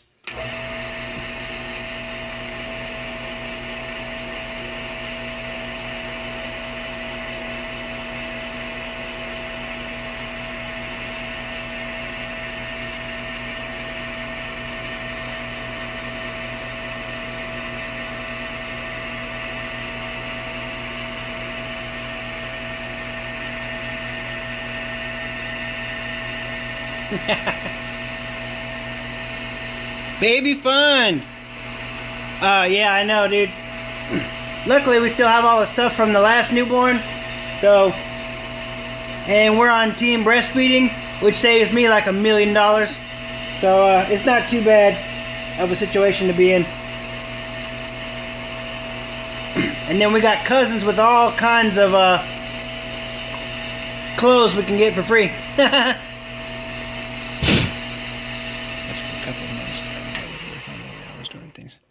Oh, absolutely, Frank. Glad to have you here, buddy. Glad to be able to do it. It's fun as crap for me. I love doing it. So, I never get a chance to be on stage much anymore because I just don't have anywhere to sing and do stuff like that. And I don't have time to be in any plays or anything, acting or anything like that wise. So, this kind of gets all that stage need that I have in my soul out of my system. So thank you guys for hanging out and watching me make an idiot of myself and make pins. It's fulfilling for me.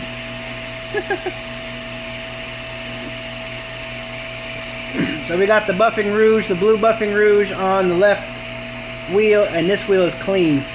Even though it's ugly looking, there's nothing on it.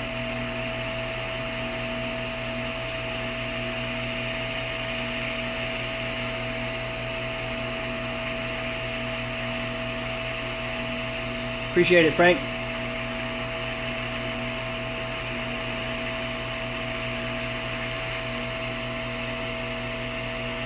There we go.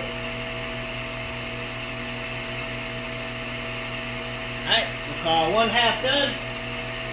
Let's clean up the cap here.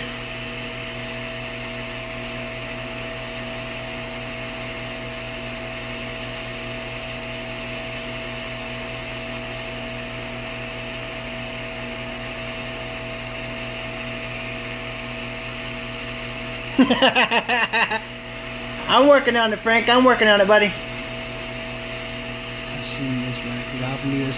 Hey, Lester. I usually do this 3 or 4 times a week, but I'm usually in the pin turning group or the burls, blanks, and more group.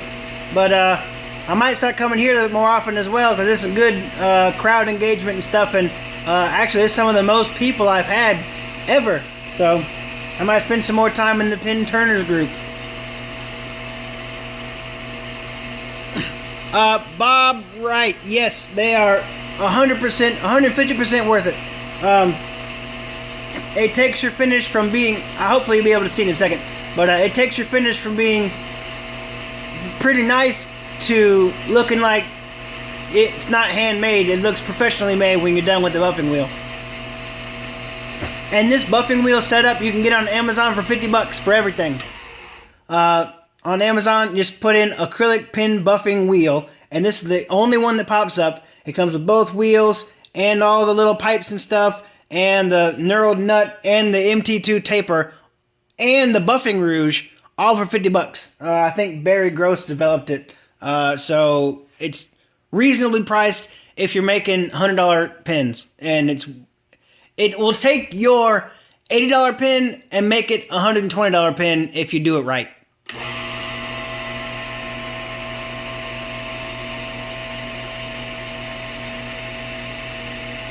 You also got to be able to make nice shapes that people want to buy. That's a really big deal.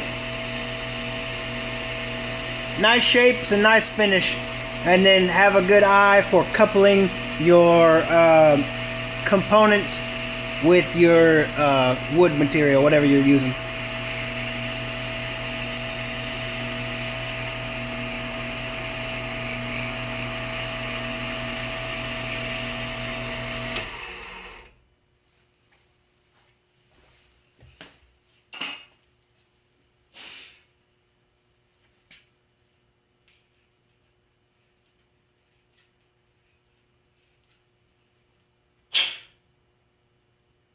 Alright, give me just 1 second.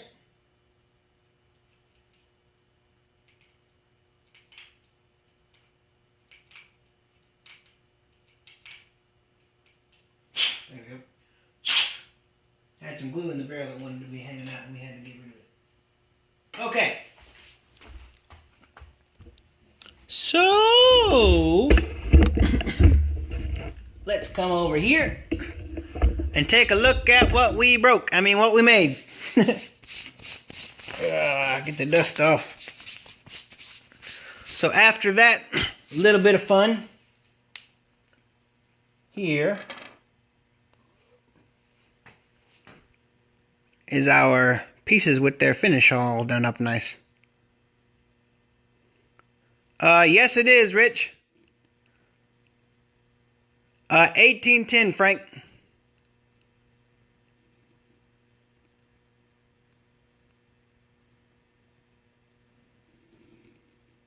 So there you go. That's the kind of finish we like to make if we can help it. Kapow!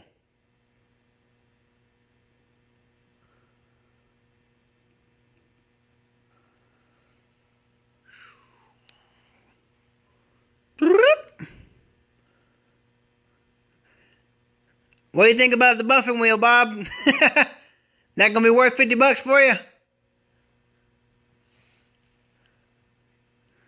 Appreciate it. Okay, so that's our little finish now. Let's go assemble this little feller. Shall we?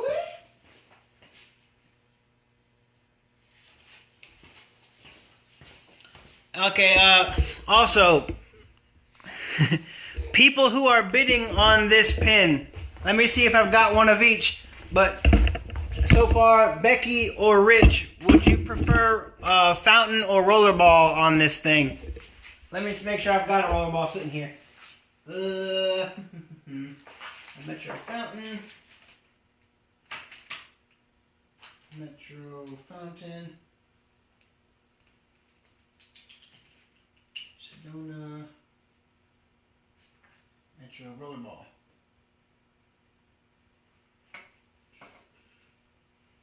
Alright, I don't have a rollerball nib section right now, but I'll go get one before I ship this thing out if one of y'all wants a rollerball over a fountain for it.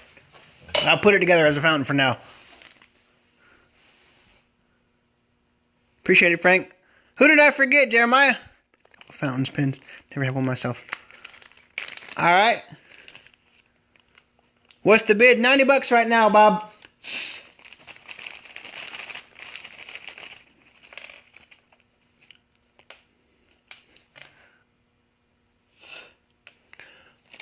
I think, who's in the lead right now? I think it's right now at the moment it's 90 to Rich at the present time. Becky, if you end up with it, I'll go get you a rollerball setup for it. Never you worry. Woo! Set on 95. Look out. I'm sorry, Maya. I had to go look for stuff.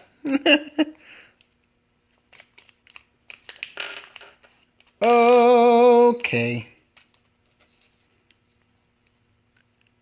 Nope, just got outbid. Dang.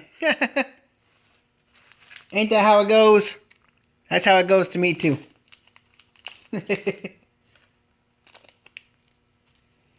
Alrighty. Let's see here. So that's cap and cap. Cap parts. Cap parts. Cap parts. Nib body parts. Bloop. Alrighty. So this is going to be what we put. Mr. Rich in Fountain Town.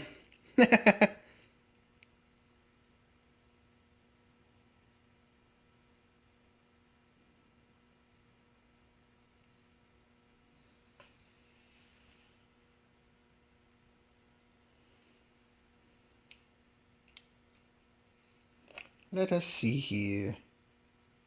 That's how it's going to press good.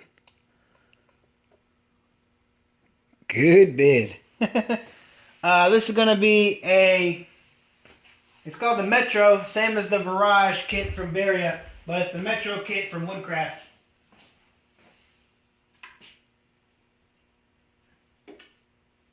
Just 1 second. Sorry, I've walked away from the camera again, Maya. Must apologize to you, sir. Just a moment. Well, this thing tries to be difficult.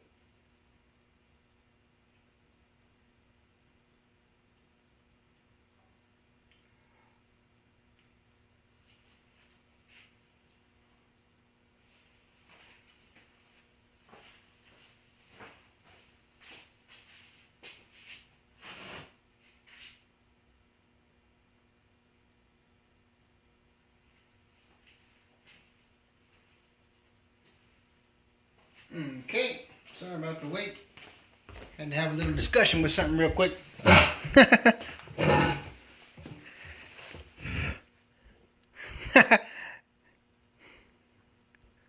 There you go, Rich. I believe he said he had to go pee. Pull our money and go ahead and mount a GoPro setup.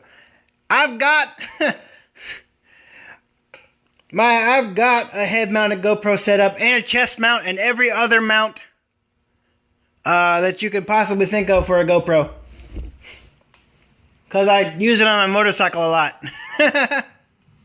I got the underwater housing for the GoPro. I do some underwater shooting for my wife when she has a mermaid setup. Yep, we do. We definitely do that. That is always an option. But I don't know that I haven't seen any method for doing a live feed via a GoPro. But if you could, that would be way easier than this. I would prefer that very much so.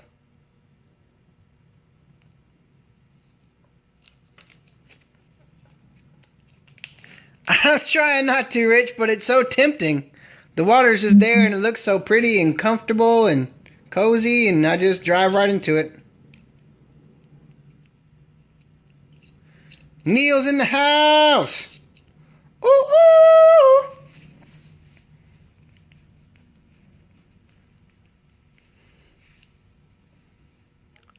So this is where we're sitting at now with it.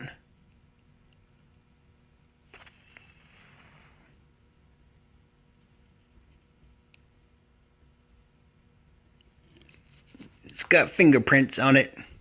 Doesn't look as shiny as it is. Hang on. There we go.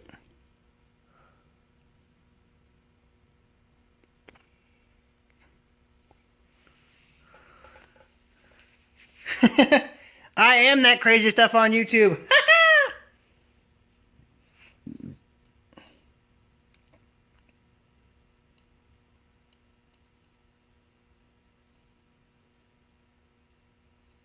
There we go.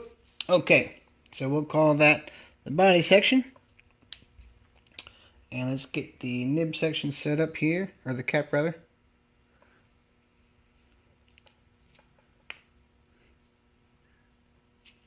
Yeah, this one's going to be pretty sweet.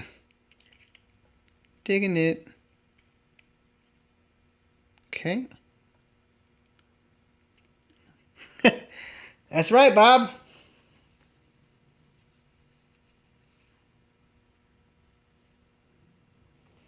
Well, appreciate it, Lester. Somebody in here can make it appropriately priced if they like.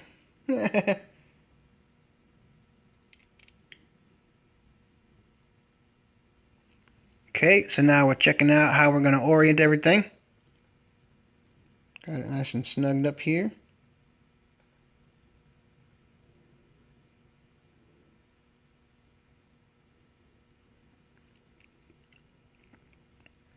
Jim Hines is in the house. Oh my goodness gracious. How did we get so fortunate to have the boss with us this evening? That's pretty fantastical.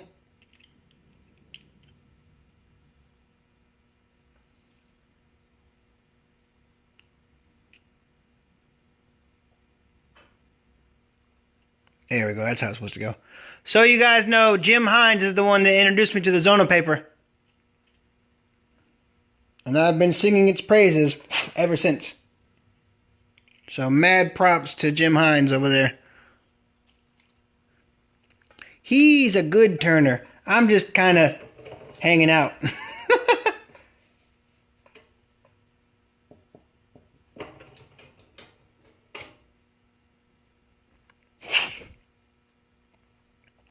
Okay, and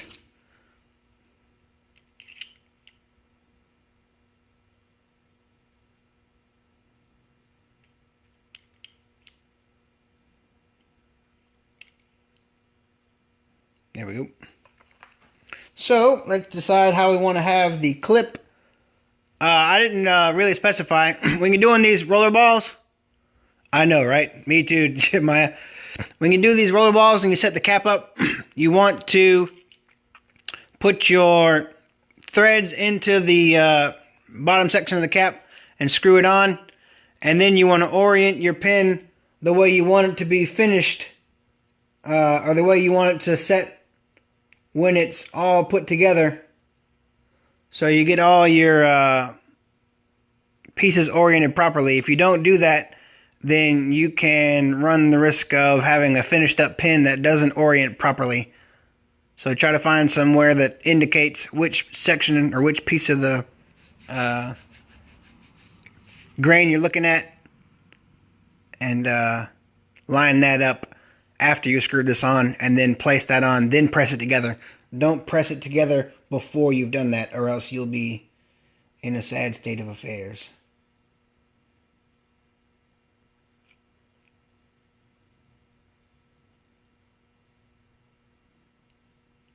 Okay.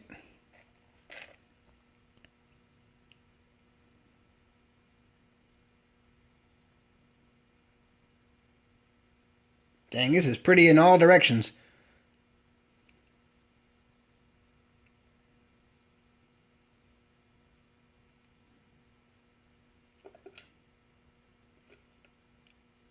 Yeah, we'll let it sit like that.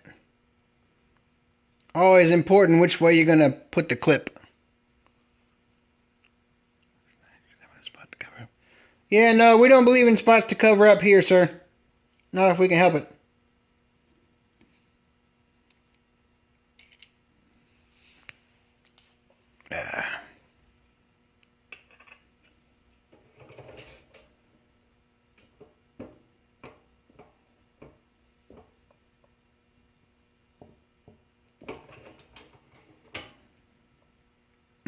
Yep, that'll do.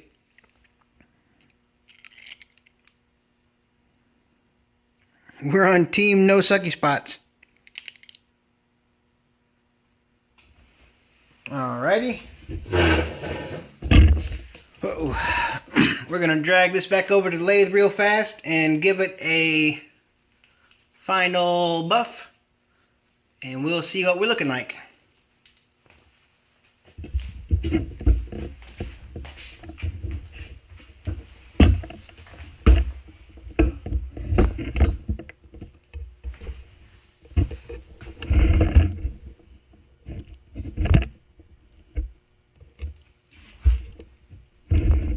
There we go. Alright, 1 second. Throw the shades back on here real quick. Still at $100 right now, yep. Open for bids.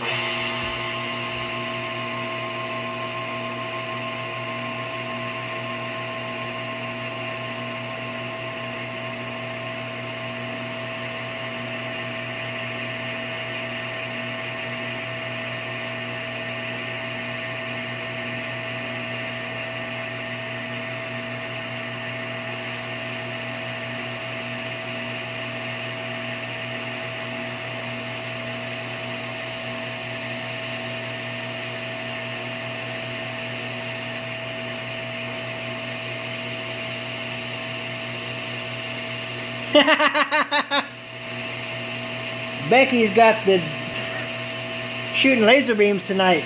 Woo!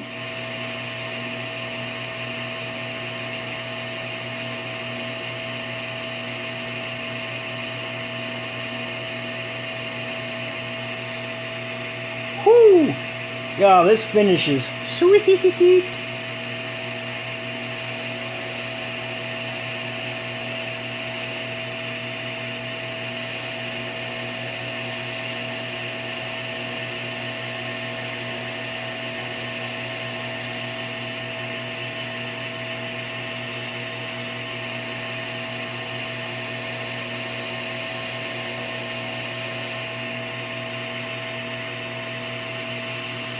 Oh, snap! Woo! Son.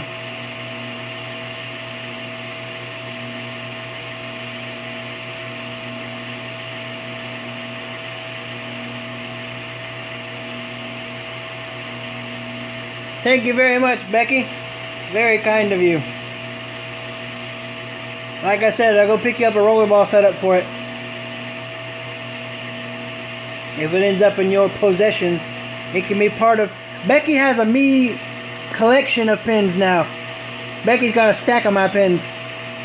And they're piling up, as it turns out.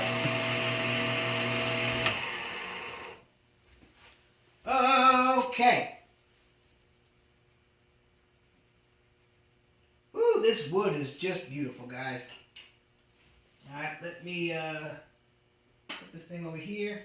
Close up the CA glue so we don't have any trouble with that. Getting around. And we'll take a look. Shall we? Bob's got a birthday coming up. Look out. Let's see here. I got enough juice. Okay. Thank you for being so very patient and kind this evening. Here is our finished up toy.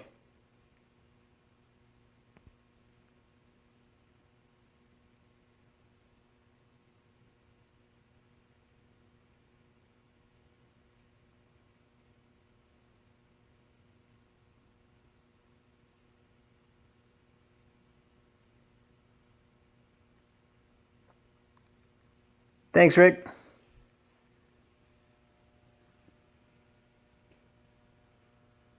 Yeah, this stuff is cool. It's got that kind of flame look going on with it. I love this wood. Appreciate it, Rich. Wait. Let's have it take its place among the pile here.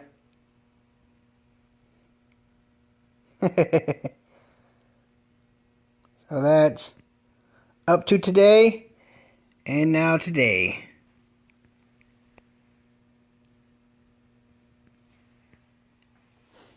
Appreciate it, Frank.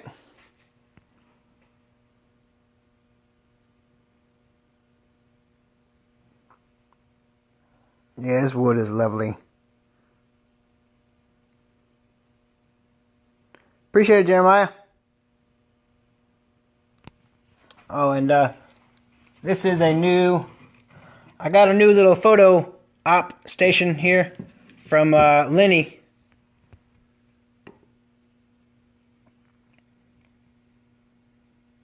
So this is some 4,000-year-old bog oak that Lenny sent me a slab of to do photography with, and this is exactly the pin that it is for.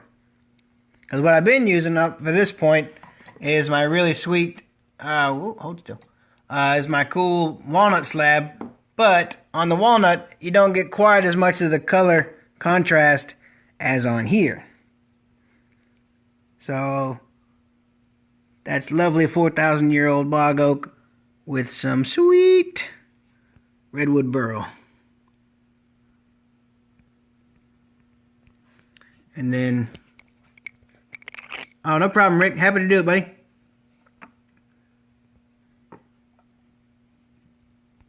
Here we go. That's how it's looking right now. And Becky, I'll get you a rollerball set up for it before I ship it out to you, okay?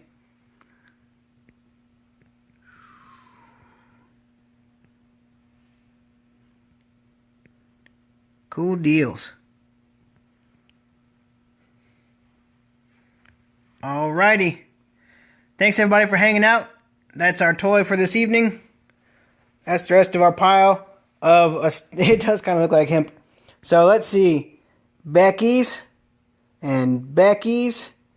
And Becky's. Let's see. Becky's. Becky's. What else is Becky's?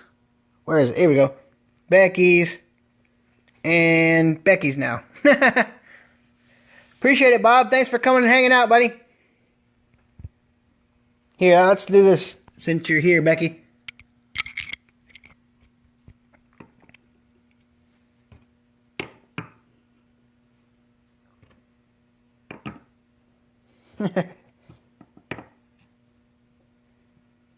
Here we go. That's the Becky's pins pile. How about that? Super and duper. Alrighty. Appreciate it, you guys. Y'all have a great night.